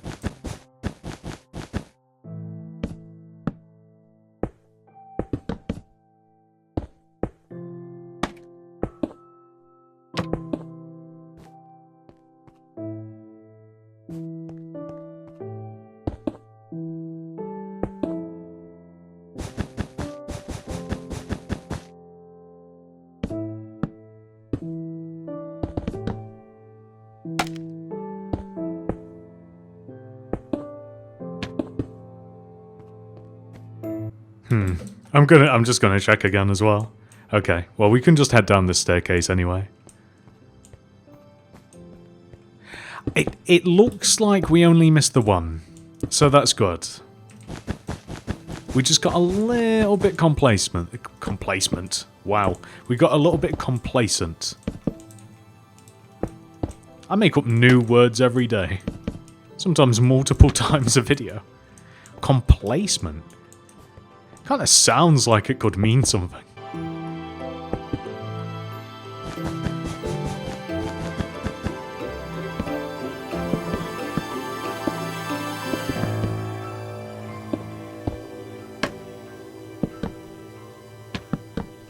Right, that might very well be the last of this. I think there is, as this is the... Yep, this is the bar. So, I am just going to try and find which room that is. And it's actually easiest, like, if you think that you might have done a little bit of an oops, Okay, it's actually easiest to just like break in from just to have a look from the outside and then just break in. Right, so we've just got the little kitchenette to do in this one, and every other one because we didn't notice any problems, which hopefully means that there aren't any. Just because we didn't notice it, though, doesn't mean that there aren't any, but okay. Perfect. Now, I am just going to head all the way back to room numero 1, and I don't know why, because it's room number 2 that I actually like to start with. So now that we have officially completed the kitchen, living, and diner on every single floor, we can head into the bedroom and do the exact same thing. So, as we enter the bedrooms, in the corner, armor stand here, chest here, chiseled bookshelves above. We then stack up some spruce trap doors to the right of these, with backwards facing spruce doors in front. We then place a bed next to this, and then on the window wall, scaffolding in the middle, end rod on top, grey glazed terracotta on top of that, and then a chest next to it. And that's all there is to it. Now, this is pretty much the entire bedroom complete. The only thing we're missing is the 1x1 painting above the bed, but we will add that later. I really appreciate being able to make pretty much an entire room with just one hotbar. I really like that. That's quite satisfying. So, let's do it again. You know, the only finicky thing are these trapdoors here.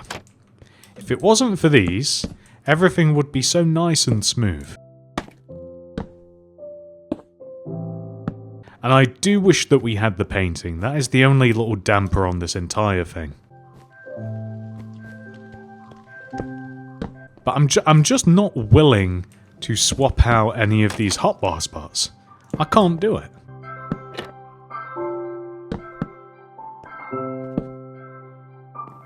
And I know that some of the doors are not like centered, but I actually don't care myself. So it's up to you whether that does bother you. Okay, we've done that one already, which means we can head up to the next floor. Like I know that some people are really bothered, like if the doors are misaligned, so to speak, like for the wardrobes, but it doesn't bother me. So you know. If that does bother you, just pay a little bit closer attention to detail like that and you'll be fine. But once again, it's not something that's going to keep me up, which is strange because you think that it would. Like that's like right up my alley of something that would just like bother me to the point of insanity, and yet it does not.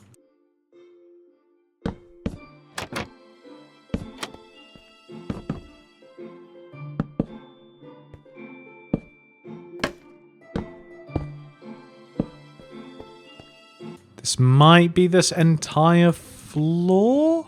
Okay, yes, that's the entire floor, so now we can just head over to the opposite side here now. Halfway done.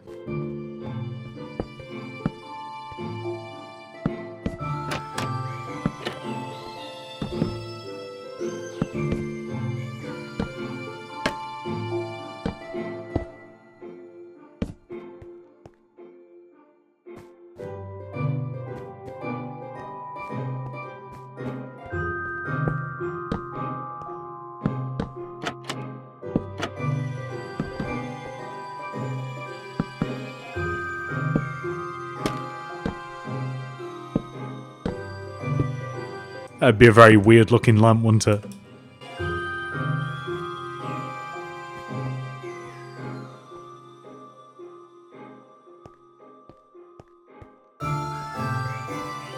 I do keep double checking now, by the way, because that kitchen has me on edge.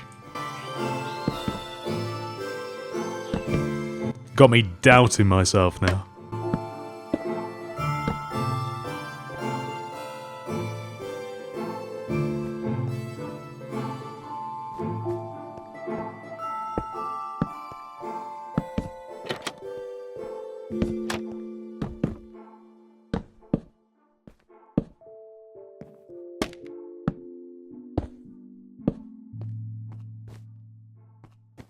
Right, that should... Okay, never mind, there's another row. Oh. I thought... I thought that was it.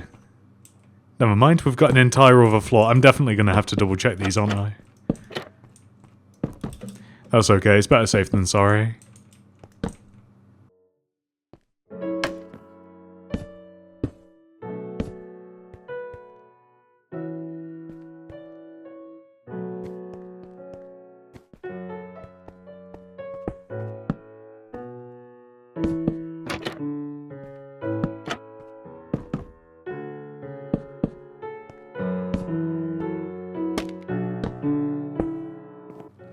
Right, this should be the last one. I will spare you the part of the video now where I just have a look from the outside.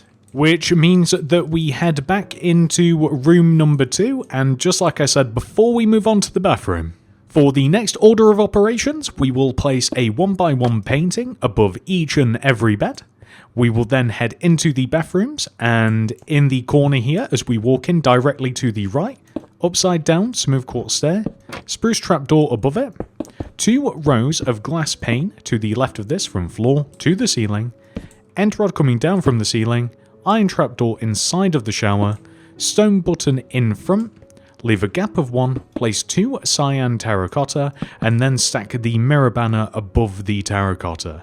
And that's all we are going to be doing for each individual room. So now let's move all the way up to room number, let's see, is it room number 3? No, it's room number 7, which is curious actually. Wait, no it's not, I'm stupid because of course rooms number 1, 2, 3, 4 are all on the previous floor, which means that 5, 6, 7, 8 are on this one.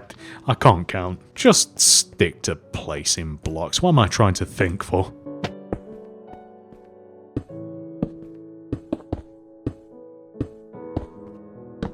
Spent too much time in this hotel, guys.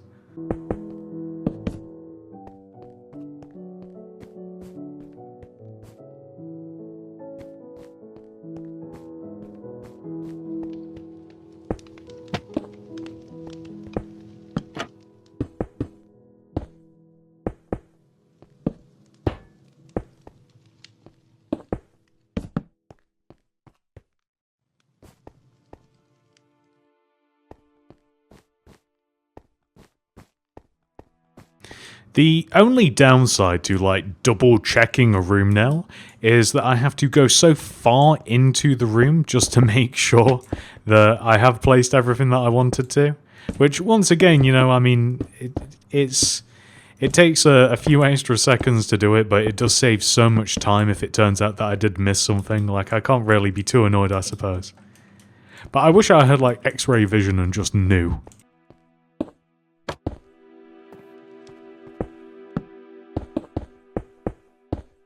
I am making an effort to differentiate these toilets for some reason. Like, I've not done anything else, like making sure that things are different in any of the other rooms, and yet the toilets, I keep checking.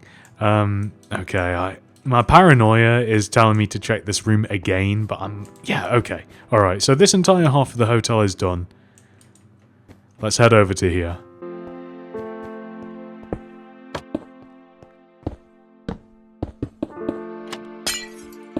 What if, on the left side of the hotel, all of the toilet seats were up, and on the right side of the hotel, they were down?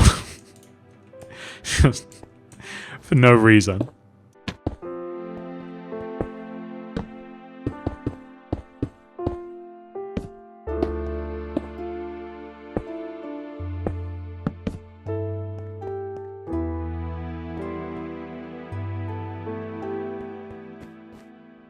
This is driving me mad, like all of the double check-in. But luckily, we are almost at the end here. Like, with the next inventory load of stuff, we should be able to just complete every single room.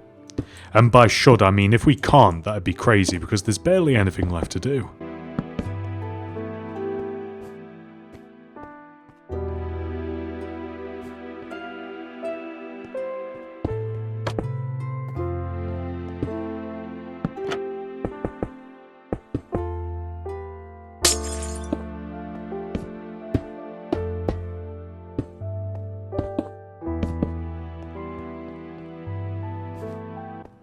Right, I'm pretty sure I've done this room, but I'm going to do it anyway. Okay. Alright. Last two.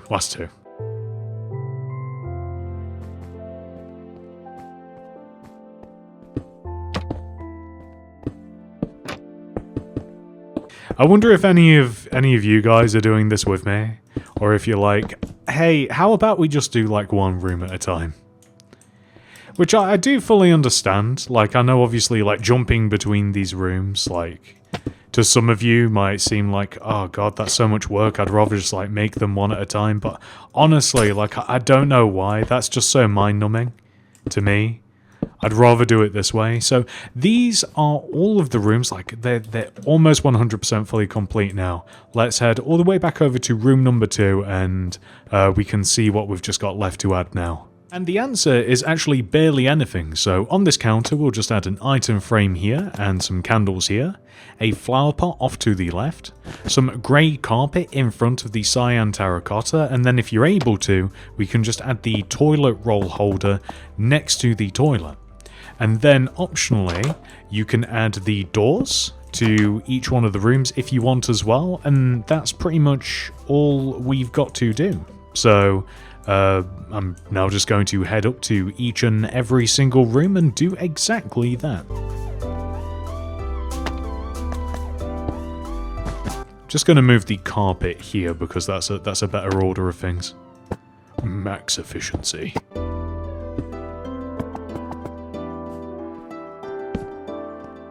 What a cool name that'd be as well, actually. My name's Max. Max efficiency. That are an incredibly nerdy name now that I think about it.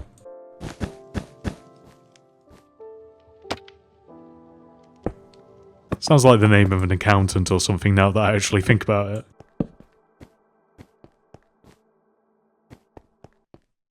Now, what's quite handy is if I see that the room has doors in it, then we've done it, which does actually increase our max efficiency.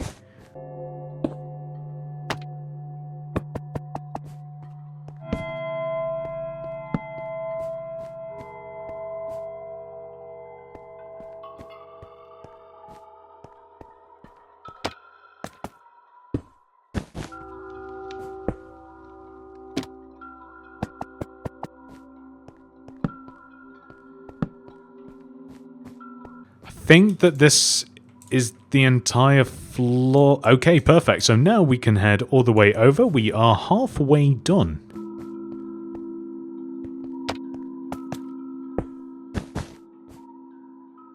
I am also trying to vary the amount of candles that I'm using for some reason. I don't know why I'm even trying to bother. I'm not certain if the candles are even really meant to be like candles or product bottles either. They just look right here for some reason. I guess it's kind of like a nice little bit of like, it's a whatever you want it to be sort of deal, I suppose. Right, I think that's okay, so now we can just jump down. Do you know what might have been handy? It's just like tunneling through the floors as well. That would have actually been even faster, but I think that would drive me crazy having to repair the floors. But that'd actually be a really fast way, like just keeping all of the floors open and then just repairing them afterwards. Why didn't I do that? That would have actually been so much easier than all of this. I'm going to do that next time.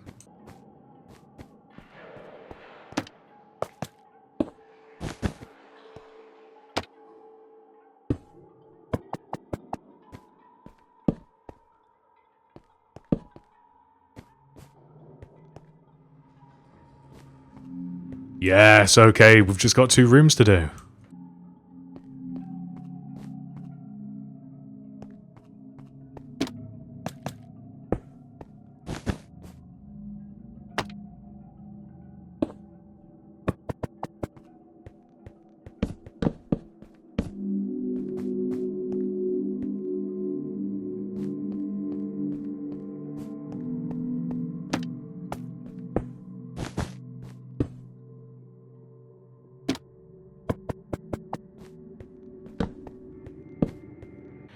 And that, ladies and gentlemen, I'm almost certain, is the final room. Oh, that's a good feeling. I'm just going to check though. And once again, like I'd recommend you do, if you're in the exact same position as me, just for yourself, have a little peek at all of the rooms and just make sure that they all look the same. This entire half of the hotel is looking good. And then this one as well. Look at that. Just one more. Okay. Nice. With that final detail added, we have officially completed this tutorial. However, this video is not over. We must now add our modern hotel / resort into our city. I think that the only logical choice is to build an island to place this resort on, so that it becomes a modern island resort. We are using Axiom to build up spheres of grass in the middle of the ocean in my handy dandy water world. Once I was happy with the general shape of the island, I placed the resort hotel on it. We then added a little bit more landmass in front of the island so that we could create a slope that led down / up to from the hotel. I don't know. Anyway, we then added a road that led all the way down to what I will call the beach area.